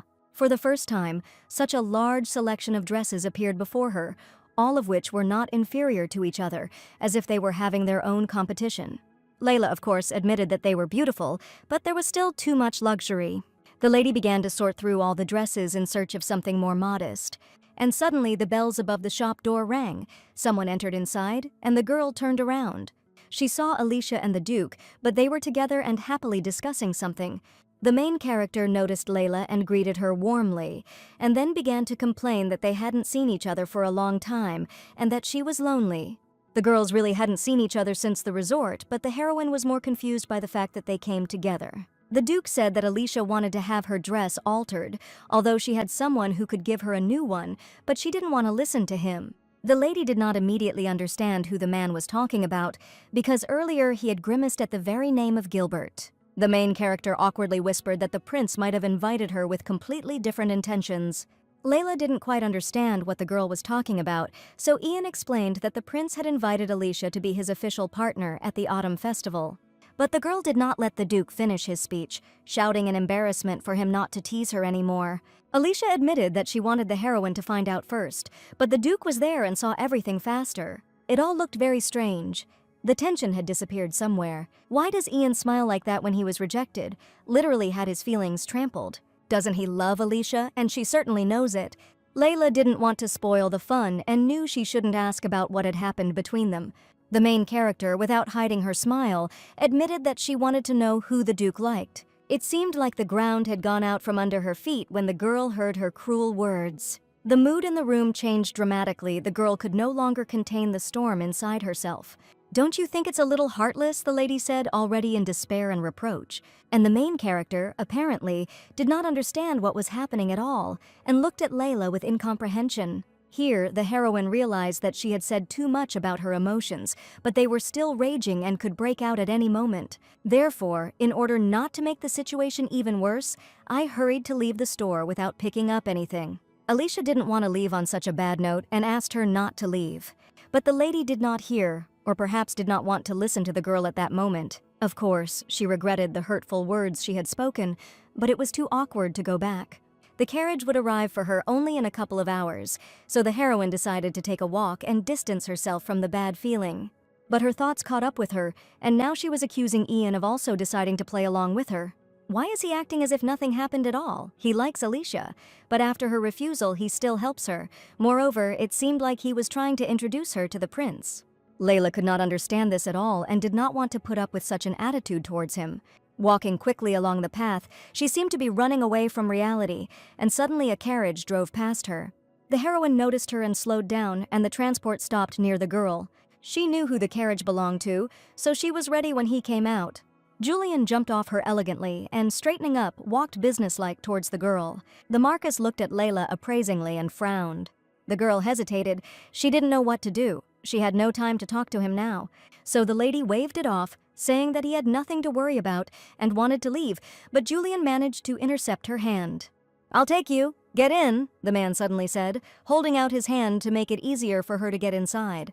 The heroine continued to doubt, because this was not part of her plans, but she could not come up with a convincing reason to refuse. Layla had to agree, although not of her own free will. Rejecting the Marquis was not the best decision. They got into the carriage and set off, an awkward silence hanging in the air. The heroine felt uncomfortable and regretted that she had not walked home. Julian was the first to break the silence and asked if she had chosen a dress for the festival. The girl tried to somehow avoid the question, but in the end she admitted that she had not yet decided. However, the parents have already prepared several options, so all that remains is to choose the most inconspicuous dress from them, but this will most likely take a whole day. Julian clearly pronounced one color, red. The heroine did not understand why, out of all the shades, he chose this one. What was so special about this color? Before she had time to ask, the Marquis began to tell about the annual tradition. Gilbert would be in green, Ian in blue, and he in red. So Layla had to dress to match him. This would show the greatness of their union. The lady assumed that this was the Count's order, since it was very beneficial to him. But the man dissuaded her, saying that she was mistaken. If this is not so, then why does he help her? He hates Layla to the depths of his heart. Soon the carriage arrived, and they were met by a servant who was concerned about the lady's imminent return. Julian ordered him to tell the Count that this year he would choose his wife's dress himself. The servant obeyed and went off to carry out the task, and the wife herself was worried about his zeal. Finally, the Marquis said that he would come for her tomorrow and ask that she be ready. The girl didn't have time to react in any way, as she was shocked by such attention from him. Julian left in his carriage on business, and Layla did not say anything goodbye. The heroine continued to stand in place. Another servant approached her and invited her to go home. The heroine did not understand what had happened to the impudent and hypocritical Marquis. Having returned to the room, she decided to drink some tea and calm down, if, of course, this was even possible in her situation. Layla still couldn't believe that tomorrow she would be choosing a dress for the festival with Julian. But I was even more worried about that action in front of Alicia. Her face at that moment was so surprised. The girl regretted it. She shouldn't have treated the main character so cruelly. She was probably offended by her. In fact, the heroine herself did not know why she was so angry, so much so that she could not control her emotions. She was angry that Alicia asked Ian, who had recently confessed his love to her, for help in love affairs. And she couldn't understand the Duke, who accepted it so easily because they were going to help him win the girl's favor. And he just went and confessed to her without any preparation, which gave the feeling that all her efforts were worthless. Of course, Ian didn't do it on purpose, but it didn't make him any less angry, and the feelings of helplessness and loneliness continued to grow. Layla was already tired and just wanted to get rid of this unbearable pain that awaits her every day. Now she even feels awkward looking at him, but they will definitely meet at the festival. And Elliot will definitely be there.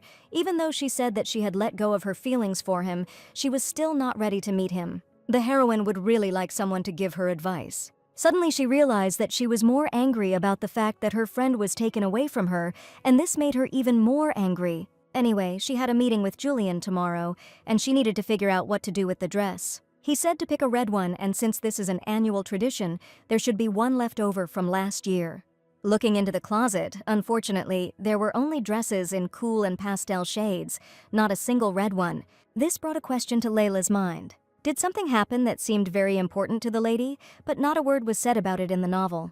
In the morning, Julian, as promised, came to her house to accompany the lady. He was dressed in an expensive suit with red inserts, fully confirming his status as a marquis. Layla had hopes that he would forget about her, but this did not happen, and now she can only smile affably. Approaching the carriage, the girl immediately began a dialogue that she did not expect to see him. However, the man did not understand the subtext and seriously replied that he could not break his promise. In the novel, he ignored everything connected with Layla. Has his attitude towards the heroine changed, or is this another order from home? While she was lost in thought, the carriage pulled up to a shop selling festive clothing. Inside, as it turned out, not only the outfits were luxurious, but the entire building. A consultant immediately approached them, and the Marquis asked to bring all the dresses in red shades. Without waiting long, they brought her a robe and led her to a screen where she changed. It was bright red and very full with lace sleeves and hem. The next one turned out to be dark, a black bow wrapped around the entire dress and flowed down to the bottom. And the third one was decorated with white pearls, which definitely attracted attention. Julian looked at the image for a long time each time and assessed it, but remained silent. After yet another failed dress, he concluded that red didn't suit Layla at all, and the heroine agreed, but it was still unpleasant to hear. Suddenly he remembered that something similar had happened before in his childhood. When they were children, Layla once wore a red dress and asked him if it suited her. But that time the scoundrel ridiculed her taste and the girl herself, which really hurt the poor girl. His words offended the little girl and even brought her to tears. The mother then scolded the boy for his inappropriate behavior in front of his future daughter-in-law. This made him completely angry, and he already harbored a grudge. Now the heroine understood the reason for the absence of red things in her room and suddenly laughed. Julian found the lady's behavior strange, so she told him her guess about the color. The man didn't expect that his words in the past could hurt her so much. He was clearly embarrassed to admit his guilt, which is why he tried to somehow justify his little self.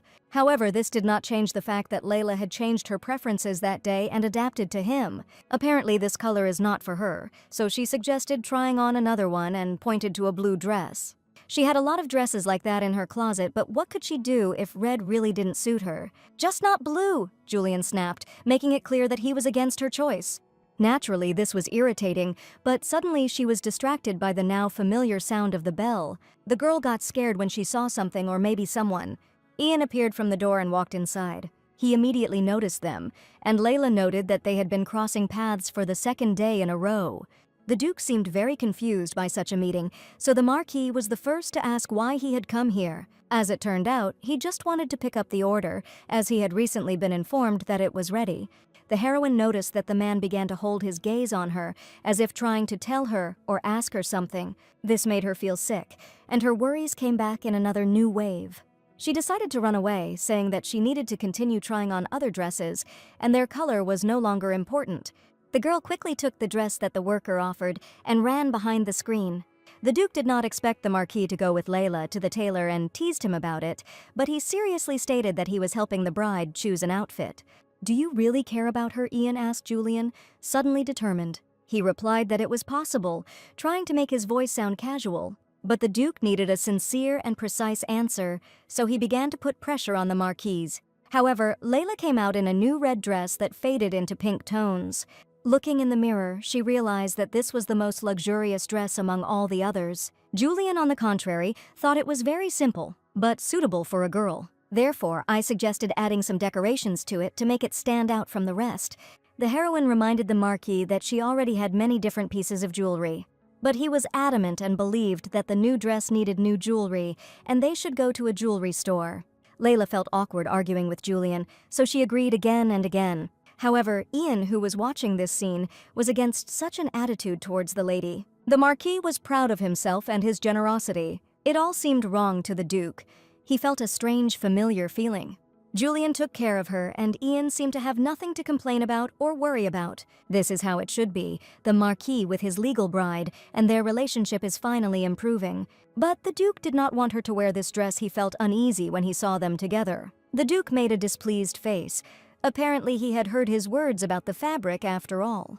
So Julian casually asked him again, already ready to start their war. The Duke didn't want to make himself look bad in front of the heroine, so he simply backed down. He picked up his order as originally planned and prepared to leave peacefully.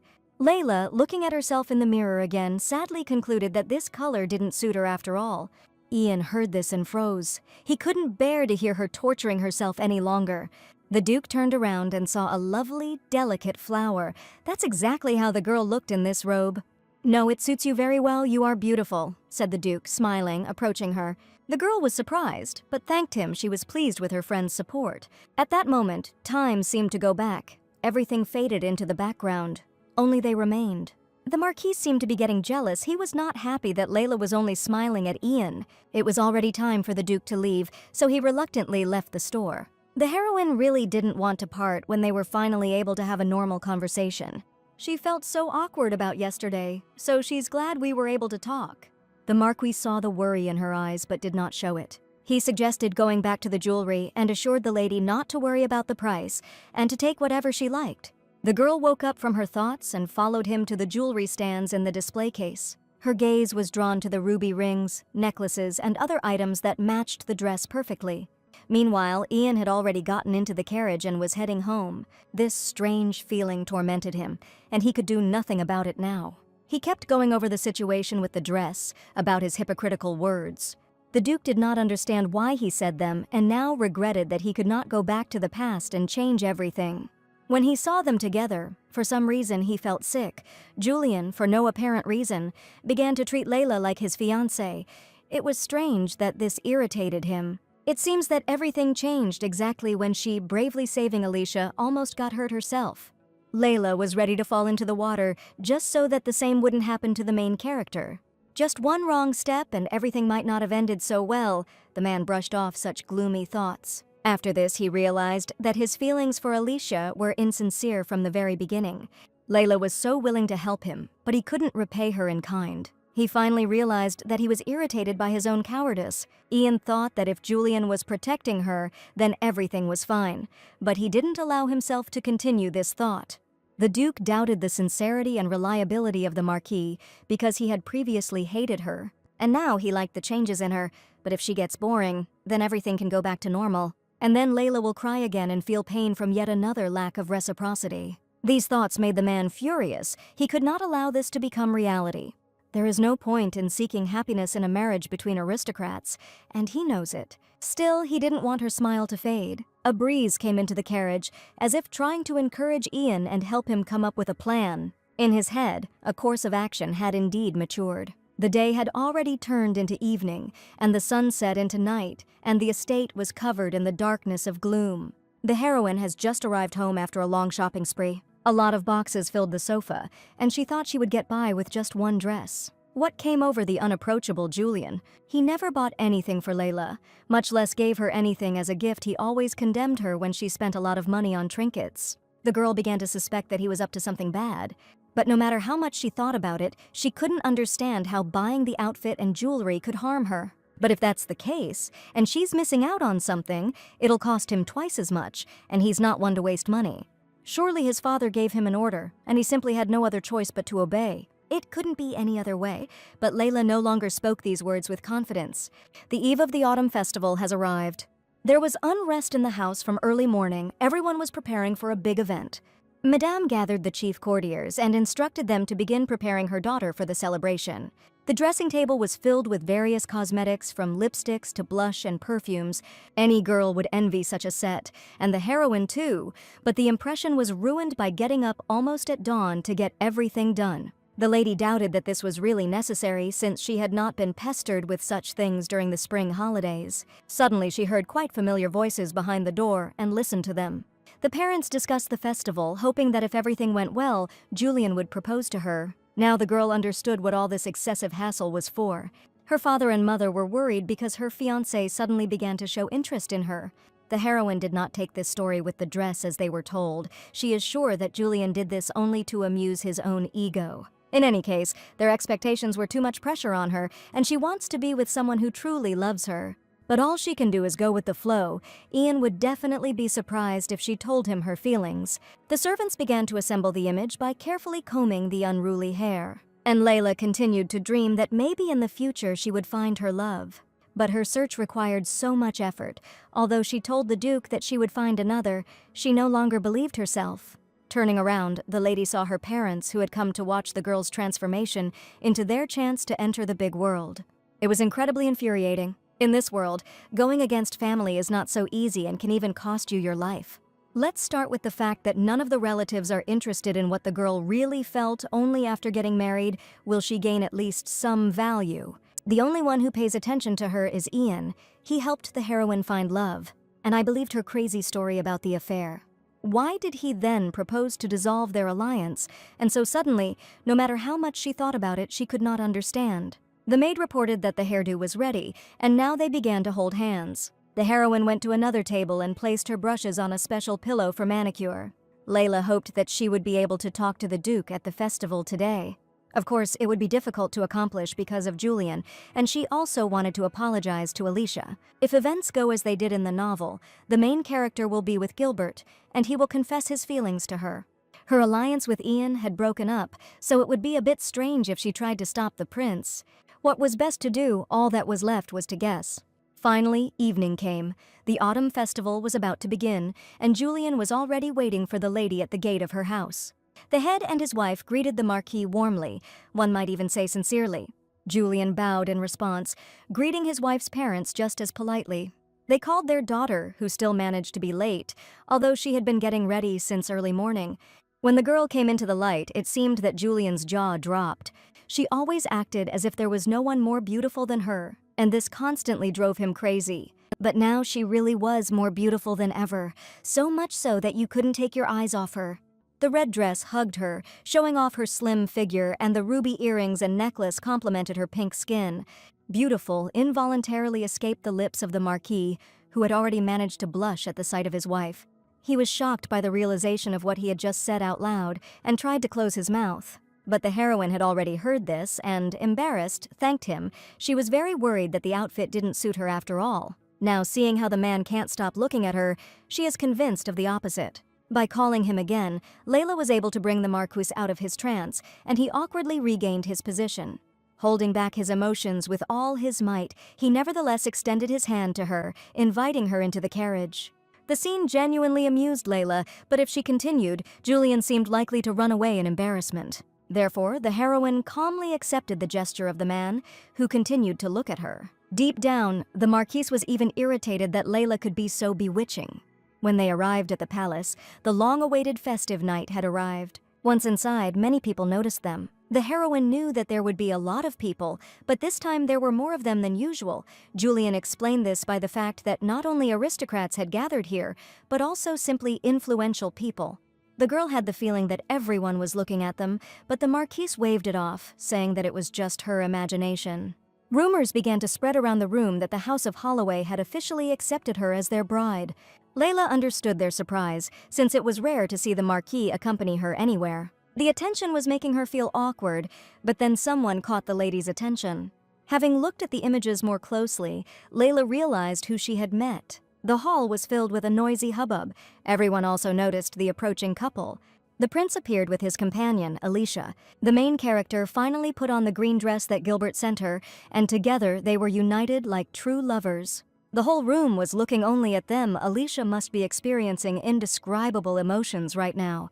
While the heroine was looking at her arriving friends, she noticed another one behind them. It was Ian in his blue suit, but today he had also styled his hair, which gave him more importance. The heroine called him, but he was at the other end of the large hall and did not hear. But Julian heard that he did not like the prospect at all that the Duke could now take his bride. So he, taking Layla with him, hurried to get away from that place, away from Ian. It happened so suddenly for the lady, so the Marquis made an excuse that the dancing would soon begin and they needed to go to the ballroom. The girl didn't even have time to answer whether she agreed at all, but who would listen to her? Only the Duke heard her call, but he could not understand where it came from, and only when they were already moving away did he see Layla. He was about to follow them into another room, but Gilbert called out to him. How inopportune it was, but there was no other way out. I had to greet the prince and calm down. But it wasn't easy to fool his friend. He immediately noticed the absence of his companion. Ian hadn't had time to come up with an excuse in advance, so he had to improvise on the spot. But it turned out pretty badly. Alicia also decided to join the conversation and asked if he was lonely. Just a couple of months ago, he wanted to see her as his companion. He kept thinking about how best to start a conversation and how to invite her so that it would look natural. All his thoughts were occupied with this, but now it no longer mattered. He was pulled out of his thoughts by the prince's question, which hit the nail on the head and caught Ian off guard. He asked if the companion he wanted to invite was busy, but the Duke waved him off and insisted that he simply wanted to come alone this time. In his heart, the man was sure that Layla would come alone and they would spend the day together, but unfortunately, something went wrong. There was also a buffet in the ballroom, and lively music was playing in full swing. While they were standing at the tables, Julian invited the ladies to dance when the next composition began. As if on cue, the music changed and the Marquis extended his hand, inviting her. Before the heroine could touch him, he grabbed her and pulled her into the crowd of dancers. The man squeezed the lady's wrist so hard that it even caused a slight pain. The heroine felt uncomfortable. It's not that she couldn't dance, on the contrary. In her past life, the heroine even went to a dance club. But now she could barely keep up with Julian's pace. That's where he was in such a hurry. The Marquis noticed the girl's mistakes and commented on it with sarcasm, because Layla once called herself the ideal bride. Of course, she apologized, but she wrote a whole article to herself about how this rooster was not a pro at all either. The heroine didn't understand why a lady would say such a thing, but the man wanted to continue his speech. But the music stopped, ending the sequence of the dance, and everyone had to curtsy to each other as a sign of respect. And yet, even if you can't dance, the voice that called Julian did not let him finish. Apparently, some acquaintance of the Marquis approached them and invited him to join their company. The man agreed, since they really hadn't seen each other for a long time, and went after him. And Layla was left alone. She realized that he was most likely going to be here for a long time, so she decided to drink something to entertain herself. But suddenly someone grabbed her hand. Turning around, the girl saw Ian in front of her, who continued to hold the lady tenderly. The heroine was surprised, but at the same time incredibly happy about his appearance. It turned out that the man wanted to talk to her a little and not dance as she initially thought, which touched her even more. But suddenly the next melody started playing. It was time for her to dance with Julian, but the Duke did not want to let the girl go. Ian decided to invite the heroine to a waltz himself and took her with him to the dance floor. Before it was too late, Layla admitted that she was not a very good dancer for a lady and would only get in the way. "Everything is fine," the Duke assured her, and she believed him. It seemed that his smile made all her worries go away. And they, albeit awkwardly, began to move. The heroine felt that the sensations were completely different compared to the first dance. Could it be that it's all because Ian is with her? Her heart was pounding like crazy, but Layla finally felt calm for the first time since their fight. Their couple circled in the center of the hall, and everyone paid attention, but they themselves thought only about each other. But among them all was Julian, who watched in irritation as his bride was snatched away from under his nose. As soon as he stepped away for a moment, she, his bride, was already dancing with another man. The Marquis heard the rest of the aristocrats discussing his Layla behind his back. Everyone didn't notice her beauty until this moment, and now they're spreading rumors about her infidelity. But at the same time, they noted that Ian looked much better with her than with the son of the Holloway house. Everyone was talking about Julian, not embarrassed by his presence, and this only infuriated the Marquis even more. And the dancing couple didn't even notice that they were being discussed or criticized by those present. They didn't care about the others. They continued to talk about insignificant trifles. For example, about the lady's lie that she dances poorly, because from the beginning of the dance there was not a single hesitation. Although the heroine knew perfectly well that all this time it was the Duke who was adjusting to her pace, he denied it.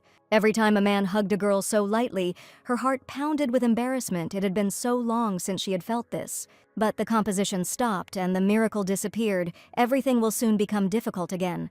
But for now, I don't want to think about it. "Layla," Ian said seriously to her, "it seems like the problems are going to start right now." And indeed, he had an important conversation with the heroine, which he was afraid to start. He asked to have a minute after the festival, but it's unlikely that we'll be able to talk here. Understanding this, the lady suggested talking at her home without unnecessary witnesses. The Duke agreed and promised to definitely visit her soon. An important conversation. Most likely, it will be about an alliance. The heroine also wanted to discuss this. But suddenly someone's hand painfully grabbed her shoulder and sharply turned her towards the man. "Follow me!" Julian was furious. The heroine was so afraid she couldn't even utter a word. He dragged Layla somewhere by force, who was stumbling on her heels, which were not designed for running. He led her out of the building and headed to a familiar gazebo, hidden from prying eyes. Only after entering there did the Marquis finally release his grip, but this did not make him feel any calmer. Unable to control his thoughts, he began to take out his anger on the girl, saying that it was the first time he had experienced such humiliation because of her. The heroine was scared. She was afraid to say anything, because it could only provoke the man even more. But the silence didn't make things any better. Julian questioned her about why she danced with Ian, since she had come here with the Marquis, but had left him and gone to dance with another. Realizing that silence was not the answer, the lady began to justify herself. Because she had her first dance with him, that was the main thing. It is not etiquette to dance with someone other than your partner, unless it is your first dance. These words led the Marquis into a dead end, but he was not going to back down. "Are you saying that you are not interested in Ian at all?" Layla didn't understand where this conclusion came from. But it still made me think, this is impossible. She and the Duke are just allies who help each other find love. Until recently, she liked Elliot. She couldn't say if it was true love. And even after that, Ian's words about dissolution were like a bolt from the blue, and she couldn't think about anything else. The heroine again asked herself the annoying question of whether she really liked the Duke. She herself did not know the answer to Julian's question. The Marquis saw Layla's confusion and seemed to lose his temper. He grabbed her by the shoulders and, without controlling his strength, squeezed them, continuing to scream at her in despair. "You must love me." Selfish words burst out of him, but there was also great sadness in them. Julian completely stopped understanding the girl's actions, because before she kept repeating how much she loved him. The past, Layla became jealous when she saw him with other women. And then she humiliated them and cruelly abused them in various ways, from moral to physical. The original Layla dreamed of marrying the Marquis, but that could only remain a dream. The current lady was afraid of such an outcome. She tried not to show affection for him, but it only made Julian more attracted to her. "Please listen to me. The heroine tried to stop him and clarify the situation, but he interrupted her because he had just decided everything clearly. They would get married and then she would definitely be his. The Marquis leaned towards her. Taking her by the chin, he directed her for a kiss. This is not how Layla imagined her first kiss. In a panic, the heroine pushed the man away, not allowing his plan to come true. The girl miscalculated her strength and almost fell, but was able to regain her balance on her own. No more romantic scenes with him. Julian stared at her in surprise and asked her in confusion why she had pulled away, because didn't she love him? The heroine was completely lost in her thoughts, so in order not to make a decision, she simply ran away. The place no longer mattered, somewhere but far away from him. While leaving in a hurry, the lady dropped a ruby earring, which apparently opened in the ballroom. The abandoned Marquis looked after Layla for a long time, but did not dare to move from his place. Suddenly, something on the path sparkled in the light of the lanterns. Picking up the jewelry, he realized that it was the very earring of his runaway bride. During this tense time, the aristocrats relaxing in the hall continued to have fun. The welcoming part was almost over, and Ian was already looking forward to the continuation. Suddenly someone called him again, and he decided to turn around at the call. Alicia. Today she was more beautiful than ever. Green suited her better. The Duke was surprised by Gilbert's absence, although he had seen how recently they had been together. As it turned out, the king had called him and he should have returned already, but the prince never came. Ian glanced around the room, searching for his friend. And indeed, he was standing next to his father and greeting some honored guests. It was an awkward situation, because Gilbert literally abandoned his companion. Of course, Alicia understood her unworthy position in society, but she was still very offended, and there was nothing she could do about it. The Duke understood that it was urgent to somehow correct the oppressive atmosphere. He remembered seeing her dance with the prince, and decided to remind her of Gilbert's true feelings. His joke was successful. The girl immediately became embarrassed and began to justify her mistakes in her movements. To prevent her from becoming a tomato, the man said that everyone was looking only at the prince, so no one saw her stumble. For this, Alicia called him a rude person, but then, unable to restrain herself, she laughed.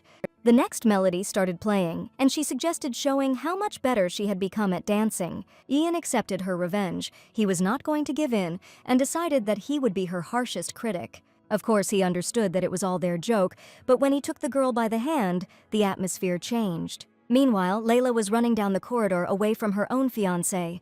She still didn't understand what had gotten into Julian that he had changed his attitude towards her so dramatically.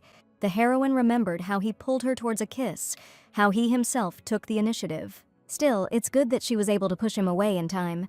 But that uncomprehending and lost look of the man was imprinted in the lady's memory. If her parents find out that she rejected Julian, they will be furious. And what to do now? Maybe if she blames it on embarrassment, the punishment won't be too harsh. Why is this even happening? She had no desire to kiss the Marquis. At that moment, the girl realized that she was not thinking about the groom she had been forced to marry, but about another man. The only thing in my head was Ian's face. It seemed that she really liked this man, she convinced herself again, but for the first time she did not allow herself to stop. Why did she only notice this now, and how could she look him in the eye now? Ian, Julian, no matter how much you think about it, it's all useless. Making any decision seems impossible. We need to go back to the hall. It would be too awkward if the girl met the Marquis again. Finally, hastily entering inside, such a picture unfolded before her. The Duke and Alicia were dancing in the center of the hall, just as they once did.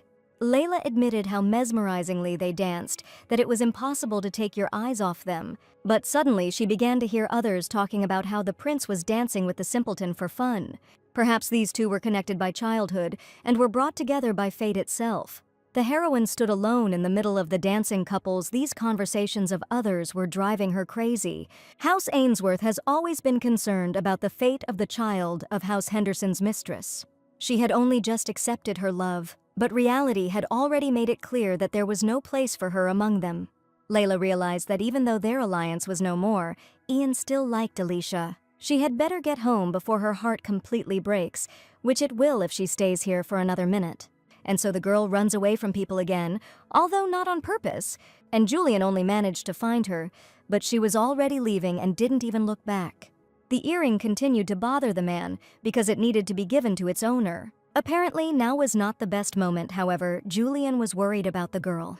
Looking again at what he had lost, he firmly decided to visit his bride and make sure of her condition, otherwise anxiety would drive him crazy. It was not yet past midnight and the heroine had already returned to her native estate. She was very worried about the consequences of her early arrival, and even more so that she did not live up to her parents' expectations. Layla, stern voices greeted the girl, not foreshadowing anything good. So the main thing is not to show that everything is very, very bad, so she greeted me kindly. The parents immediately pounced on the heroine with complaints because she had slipped away from the ball. The heroine naturally began to deny her guilt, but would she be able to reach the adults? It seems not, as they suspected that something was wrong between her and Julian again. Suddenly, the father began to approach Layla, and his hand rose higher and higher. Nothing happened. Loud words stopped the head and forced him to retreat. What is the Marquis doing here? She made it clear then that she didn't want to see him. Does he really want to tell about what happened in the gazebo? That's all that was missing. If the parents find out about this, one slap in the face won't be enough. That's how far Layla's father can go. The man said that he had a couple of things to do, so he stayed late and asked her to return home first. He protected her. The parents' expressions immediately changed.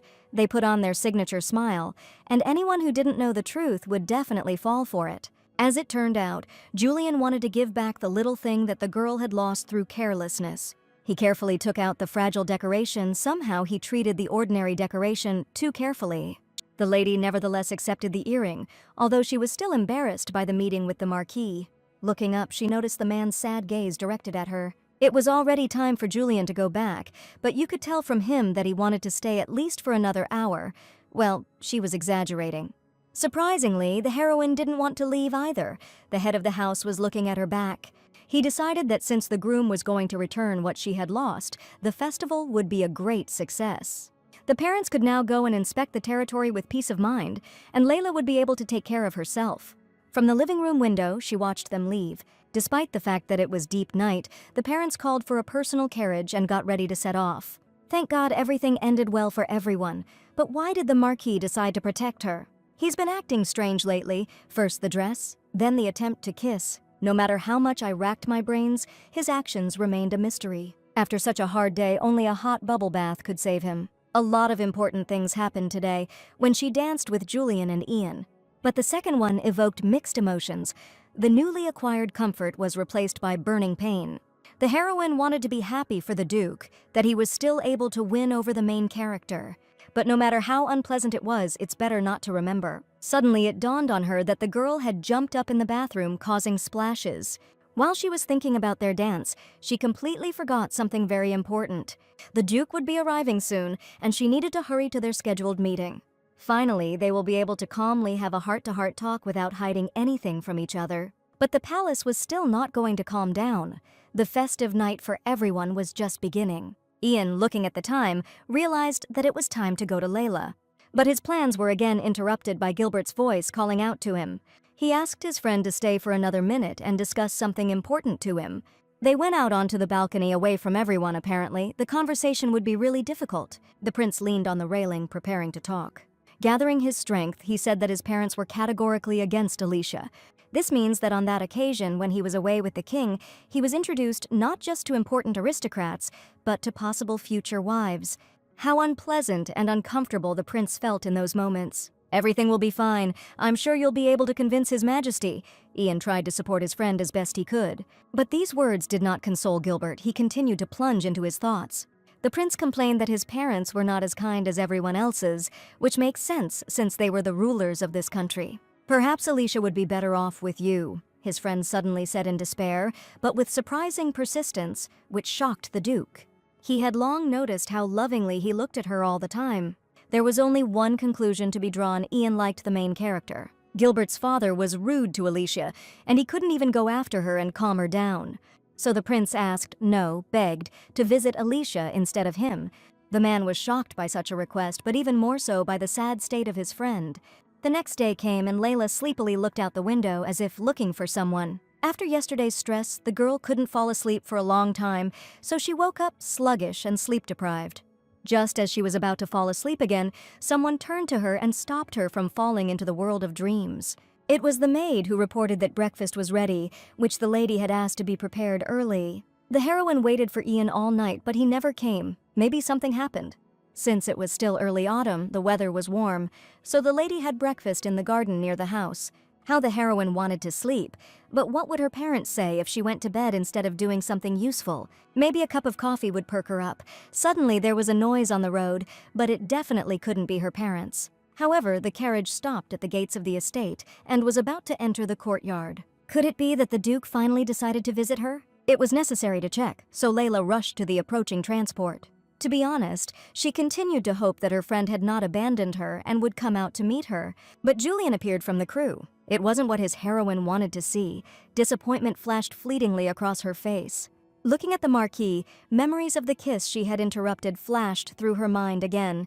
After yesterday, she feels awkward even looking into the eyes she involuntarily has to look away. The heroine noticed that he arrived early today. Maybe something happened. "We need to talk." Julian looked seriously at the lady, crossing his arms. But now there were servants walking around here, each doing their own thing, but this did not exclude the possibility that they could overhear their conversation. Therefore, Layla suggested going deeper into the garden where no one would hear. The man thought this would be appropriate and agreed. Having walked far enough, Julian stopped and began to apologize for his actions yesterday. At first, the girl didn't even understand what he was talking about. She so didn't expect to see the Marquis admit his guilt. And then he asked if her parents had done anything to her. The heroine remembered the lost thing adults really could have reacted badly to such carelessness. Layla replied that everything was fine, but the Marquis saw doubts in her emotions apparently. She thought that he would tell everything to the adults. "And so every time, you could have been scolded because of me." He looked at her with concern, making it clear that he was really worried about the lady. But the heroine only became more worried because it means that Julian knows about these insults. He knows that for his parents, their own daughter means little and has almost no value. The girl still assured that there was no need to worry about yesterday's incident. But, as it turned out, that was not all he wanted to talk about. Their last meetings made him change his mind. Did he really want to break off the engagement? "Layla, marry me," Julian said, striking the appropriate pose. These were the very words the heroine feared, and so she froze in place from the sting. Fortunately, the Marquis didn't ask her to give an answer right now. He hadn't discussed it with his parents yet, but he would soon make an official proposal. He was about to get into the carriage, but suddenly something stopped him. Another carriage drove into the yard. Judging by its appearance, it was definitely that of some honorary aristocrat. And indeed, Ian came out from there, who was no less surprised to meet the Marquis. Of course, Julian was not happy to see his intrusive friend here in his bride's house. That's why he immediately pounced on him with claims. The Duke also really didn't want to see him anytime soon and argue. "Stop it already." Julian, however, seems ready to defend his position at all times. He had closed his eyes before because he considered them friends, but meeting someone else's fiancée so often was already too much. Ian couldn't find an answer. He was too immersed in thoughts about other things. Finally, he gave them a friendly advice never to approach them again. The Duke remained in place, shocked he had not been in a good mood before, and after this his mood completely disappeared. What can be done to relieve this pain? As he sat back in the carriage, he suddenly realized that Julian was serious, which meant he really liked Layla. If he had been able to come last night, would he have been able to change anything? A few hours earlier, Ian was driving to Alicia's house to fulfill the request of Guybert, who had almost begged him to do it. He had never seen his friend in such a desperate state. Even in front of his friends, he tried to contain his emotions, as befits a prince. But still, the Duke thought for a long time about making a decision. What a terrible friend he was. Having stopped oppressing himself, the man hoped to have time to first visit Alicia, and then straight to Layla. Arriving at the place, he was met at the entrance by courtiers. Ian noted that they looked somehow exhausted. He wanted to ask where he could find the main character. But suddenly, before I even had time to finish the question, I heard a girl's squeal from the house. Pushing the servant aside from the passage, the Duke burst into the estate. Running towards the screams, he entered a room and saw Alicia's father holding her by the hair and scolding her. A disgusting sight. "What are you doing?" Ian yelled indignantly so as to draw attention to himself. Alicia looked at the man with horror and panic in her eyes, most likely because she didn't want him to see her in such a position. But the Baron had no intention of letting the girl go, but only clung to her tighter. He smelled foul, apparently. The Baron had gotten drunk again and didn't understand what he was doing. But, meeting the Duke's angry gaze, he chickened out and ran away, but not before saying that his daughter was a disgrace to the family. Ian approached the crying protagonist and tried to help her stand up, while asking about her condition. Alicia said that her father saw her dancing with His Majesty the Prince at the festival. The man could not even imagine how cruelly the girl was treated in her own home. That's why he suggested, even insisted, that she live in his house for a while. His parents were just complaining that they hadn't seen Alicia for a long time, and she happily agreed. The Duke immediately got ready and took the girl to a safe place, and she thanked him all the while. Ian decided it was necessary to tell her that Gilbert was the one who was most worried about her. But for some reason, this only upset Alicia. She remembered that she and the prince were literally from different worlds. But she had only just begun to believe that love had come to her. It was no wonder that her father called her an ignoramus who didn't know her place. The Duke understood that this was not true, but seeing the girl's tears, he was afraid to say something wrong. "I wonder if I loved you, it wouldn't hurt so much," she asked herself. This question caught the man off guard. He couldn't answer it. It seemed that Alicia did not want to say it out loud, but the Duke had already heard. Apparently, such thoughts often visited her. Deep down, he knew that the main character was partly right. Having collected his thoughts, the Duke nevertheless answered with a smile that Alicia would hardly ever love him. Now it was the girl's turn to be surprised. Ian explained that they were like brother and sister to each other, and she didn't see him as a man. These words touched Alicia, and she sadly lowered her eyes. Was she really being rejected again? "You are in so much pain because you really love Gilbert," the Duke continued. The main character realized that her friend simply wanted her to cherish this feeling, and thanked him. Layla was probably already asleep, so the man decided that he would go to her tomorrow morning. While Ian turned away to the window, Alicia stopped smiling and also stared out her window. Present time. The Duke arrived at the heroine's house. He had come so far, if he left now, he would break the promise he had given to her. Clenching his fists and casting aside his cowardice, the man walked into the garden to meet Layla. She was still waiting for him at the table, but with each passing minute, her hope was leaving her. But thoughts about Julian's marriage proposal kept coming back to her, wondering if he was even serious. Soon a servant came and announced that the Duke of Ainsworth's son had arrived. The heroine was very happy with this news and asked him to bring him to her in the gazebo. Ian appeared from the gate and Layla ran up to him. She had been waiting for their meeting. He apologized for not coming yesterday because an urgent matter suddenly came up. But this didn't matter to the girl anymore because the man had come after all, and that was the main thing. "Layla," began the Duke, who had been tormented by one persistent question ever since their separation. He asked what she and Julian had talked about a lot depended on her answer. The heroine remained silent. The question was too unexpected, but she also felt that it was very important for him. After stalling for a little longer, she decided to tell the truth about the proposal made to the Marquises. She also added that she herself was sure that he was not serious. This was not in Julian's spirit, but the Duke only shook his head in protest. He believed that, on the contrary, the Marquis was completely serious and did not make an offer without thinking everything over. The lady did not understand why he was trying so hard to take the blonde side and began to persuade him. But the man did not let her finish, interrupting her. He only began to congratulate her on her upcoming wedding. Ian was the last person Layla wanted to hear congratulations from because she loved him. The Duke reminded that Julian would be more needed and useful because he had an excellent pedigree. He would be a good husband and partner for her in the future, and his friend was able to admit it. The heroine didn't even want to hear this, especially from the person standing in front of her now. "And you don't want to know what I think about Julian." The heroine could no longer tolerate this mockery.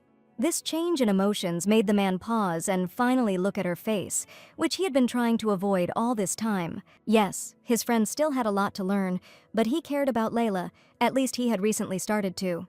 But the girl herself did not take it seriously and only became angrier. The Duke wanted to take her hand to encourage her, but the heroine pulled her shoulder away and did not allow him to do so.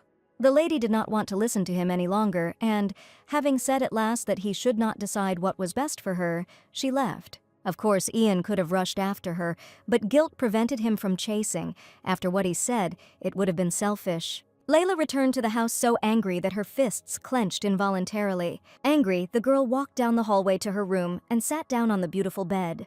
Ian started talking about Julian so quickly, she didn't even have time to confess her feelings to him. And in the end, she just took out all the anger that had built up since yesterday on him. The heroine didn't even notice how she fell asleep on a soft bed, and when she woke up, it was already evening. She thought again that she had never had the courage to change anything. All she could do was sit and cry, and that's why Layla hated herself. The girl understood that she would not be able to meet and talk with the Duke anytime soon. Looking sadly at the window, she suddenly noticed something moving in the yard. It was a carriage. The carriage was not red, so it was not the Marquis or the Duke. Or perhaps they had changed the carriage. The heroine became interested and decided to check, so she went down to the hall. Layla's parents appeared from the door, but they weren't expected to return anytime soon. The father noticed his daughter and, delighted, asked her to come to them. Such a wide smile only embarrassed the lady. "Layla, you did it." The father hugged the girl. The head seemed to have gone mad. She had never seen him so happy. He said he and his wife had received a formal marriage proposal from the Holloway house. Now the adults could breathe a sigh of relief, but Layla was horrified by this news. Julian promised to give her time to think about her answer. Had he really already told her everything? Meanwhile, Ian had already returned to the estate and was sitting in his office. He remembered how he upset Layla, for which she yelled at him, and he fully deserved it. How he hurt again the one he loved and adored, the one he promised to protect. Made the girl cry when the esteemed Duke managed to become such an idiot. He wondered at what point everything had gone wrong. Perhaps it all started with his failure to express his feelings to Alicia. Then he met Layla, who turned out to be completely different from how people described her. And then Ian dragged the lady into this love affair and thereby put her in great danger. And only after all this was he finally able to confess his feelings to the main character. Part of him was, surprisingly, glad that the feelings between them were not reciprocated. His feelings turned out to be too complex to understand. Even he himself was already confused. Suddenly, someone knocked on the door of his room, and the Duke let the guest in. Alicia still managed to find new dresses in the house and has already managed to dress up. At some point, the Duke forgot about the girl he had recently saved. Alone, the main character had unnecessary thoughts in her head, so she asked to stay with him. Ian apologized for such a blunder because he was now responsible for it, and he himself was constantly thinking about something. But Alicia was only amused that they had a similar condition. What a coincidence. "At such moments you can't be alone if you want. I can listen to you," the girl said tenderly. The Duke was rarely bothered by anything, and this must have been excruciating, but he agreed to share it with her. They decided to discuss all pressing issues over a cup of black tea. They say it helps to calm down. To begin with, the man decided to ask the main character how her parents reacted to the sudden move, to which Alicia only smiled as a sign that everything was fine and she was glad for the change of scenery. While the tea was cooling, the Duke thought about how best to present the girl with information about Layla. He was interested in what she was doing now, whether she had breakfast, how she felt. In that situation a few hours ago, he could only congratulate her on such an important event. Julian himself chose and then presented the lady with a dress and accompanied her to the festival. Ian admitted that he was doing a great job as her fiancé. If he truly values her, then Layla's feelings may change over time. A picture suddenly appeared before his eyes in which his friend and she were laughing. They got married and were now having fun. For some reason, the Duke's heart sank. Unbearable pain gripped him, apparently from the loss of a dear person. Alicia noticed a change in Ian's face, a bad change, and asked if he was okay. But the man just waved it off and insisted that everything was fine with him and that there was no need to pay attention. And the day was drawing to an end, and in Layla's house, everyone had already learned of the happy news. The heroine's day had not gone well since the morning, and now an official engagement proposal has arrived. The girl recalled her conversation with Ian and how angry she was at his lack of seriousness. But no matter what the Duke said, she simply could not imagine life next to the Marquis. Lately, he has been really kind to her, even accompanying her to the ball of his own free will. Maybe Julian really is trying to change. The heroine rejected such thoughts again. She didn't want to let herself be deceived, because this was just another of the Marquis's whims. He could go back to his old self at any moment, and under such circumstances, Layla simply cannot marry him. Besides, she loves another, but the Duke doesn't even know her true thoughts. The girl again remembered the most precious moments with him, how they danced at the ball and were there only the two of them. The heroine suddenly realized that she had to tell Ian about her feelings. Maybe then she would feel better. She didn't know what would happen after the confession, but she couldn't miss this chance now. Otherwise, she will marry Julian without ever talking to the Duke, and this will torment her. Therefore, we must hurry to visit him. The courtiers eventually turned their attention to the lady, who was hurrying somewhere, and asked if she needed their help.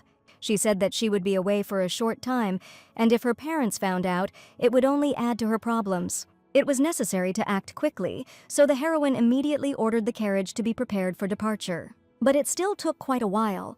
and without hiding her tension, she hurried the servants. Of course, she was a little ashamed of her behavior, but the heroine was now their mistress. Moreover, all her thoughts were occupied by one person, whom she could not refuse. As much as she wanted to quickly implement her plan while the adrenaline was running high, she arrived at the estate only a couple of hours later.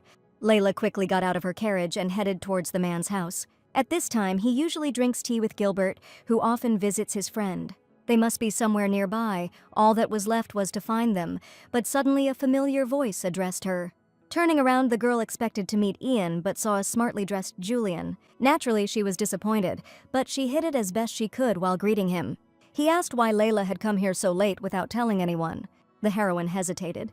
She completely forgot that Julian could be here too because he was also Ian's friend. Sorry, the Marquis suddenly apologized for something while lowering his eyes with regret. The girl looked at him in amazement because he again said things that were completely out of character for him. The man explained that he really had no intention of rushing her, but when her parents found out he had proposed, they told them to hurry.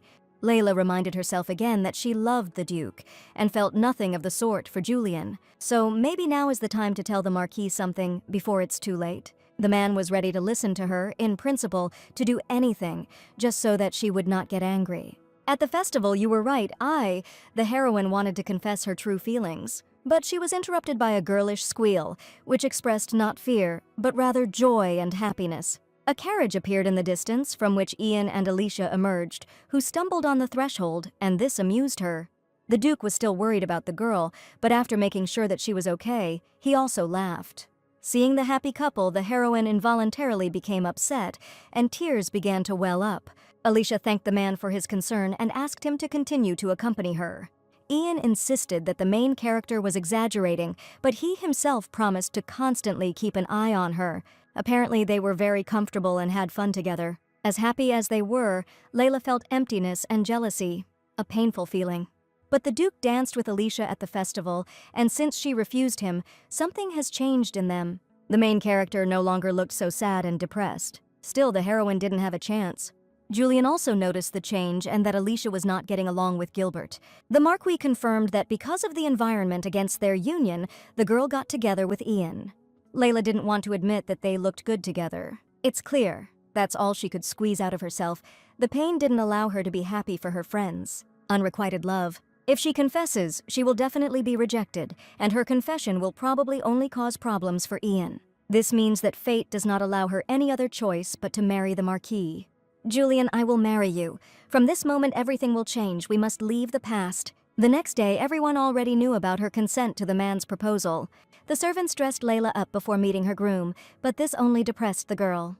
There was an important conversation to take place today, and she couldn't disappoint her parents. My father would probably advise me to choose something bright and eye-catching, but for the heroine, all the dresses she had looked absolutely the same. The servants offered her various options, but she could not choose, so she asked her to go to her father and ask his advice. The courtiers appreciated this approach, because this way they would definitely satisfy the head's request. Left alone in the room, the heroine went to the window, or rather to the fresh air, to calm down. Meanwhile, Alicia was walking around her childhood friend's vast estate. Happy that the dark streak in her life seemed to be ending, she decided to visit Ian. The servants in the house were actively discussing something all this time, and didn't even try to lower their voices. That's why the main character, a gossip lover, became interested in their conversation. They finally decided to get married. The servants' conversation echoed off the walls. The girl, hiding behind the wall, decided to eavesdrop and heard them discussing the daughter of the Bartwhistle house and her obsession with the son of Dame Holloway. But she also learned the most important thing, that her friend and Julian would soon be getting married. Shocked by this turn of events, Alicia decided to quickly get away from the crime scene. The main character headed towards the Duke and, fortunately, ran into him in the corridor.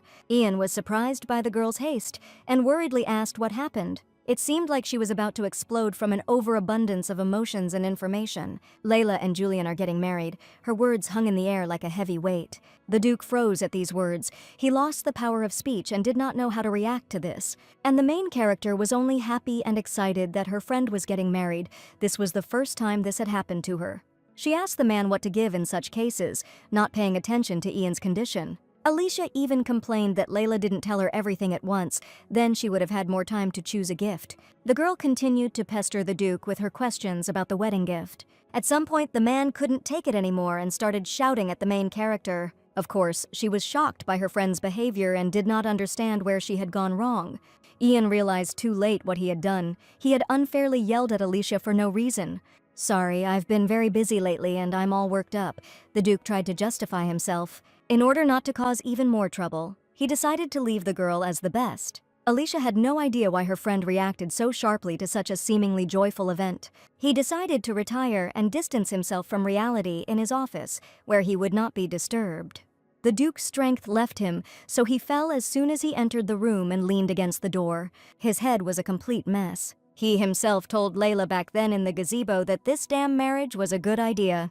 But as soon as he imagined her in a wedding dress and without it, sadness overcame him. Now reality hit him hard. If only he could express his feelings immediately, then his dream girl could be with him. But why suffer and think now when you can't turn back time and fix everything? She is already engaged to Julian anyway, and he is powerless against her decision. It was too late for them from the start, and their romance was destined to have a bad ending. A few days later at the Bartwhistle house, the head of the estate joyfully welcomed his daughter's fiancé, who began to visit them quite often. The heroine, on her father's orders, dressed up every day to greet the Marquis. Now that the two families had finally met, the head planned to talk about the wedding date. Layla from the novel would definitely be surprised by such a smooth development of events. Yes, that's how it should have happened. Now she's where she should be. Everything is fine. Julian interrupted the lady's father's speech and wanted to tell her some amazing news. It may be amazing, but it's definitely not for the heroine. She's just coming to terms with her position as a bride. "Before the wedding itself, I would like to hold a reception," the Marquis said, which meant that fate wanted to torment her even more, because if Ian was there, would she be able to talk to him normally without grief?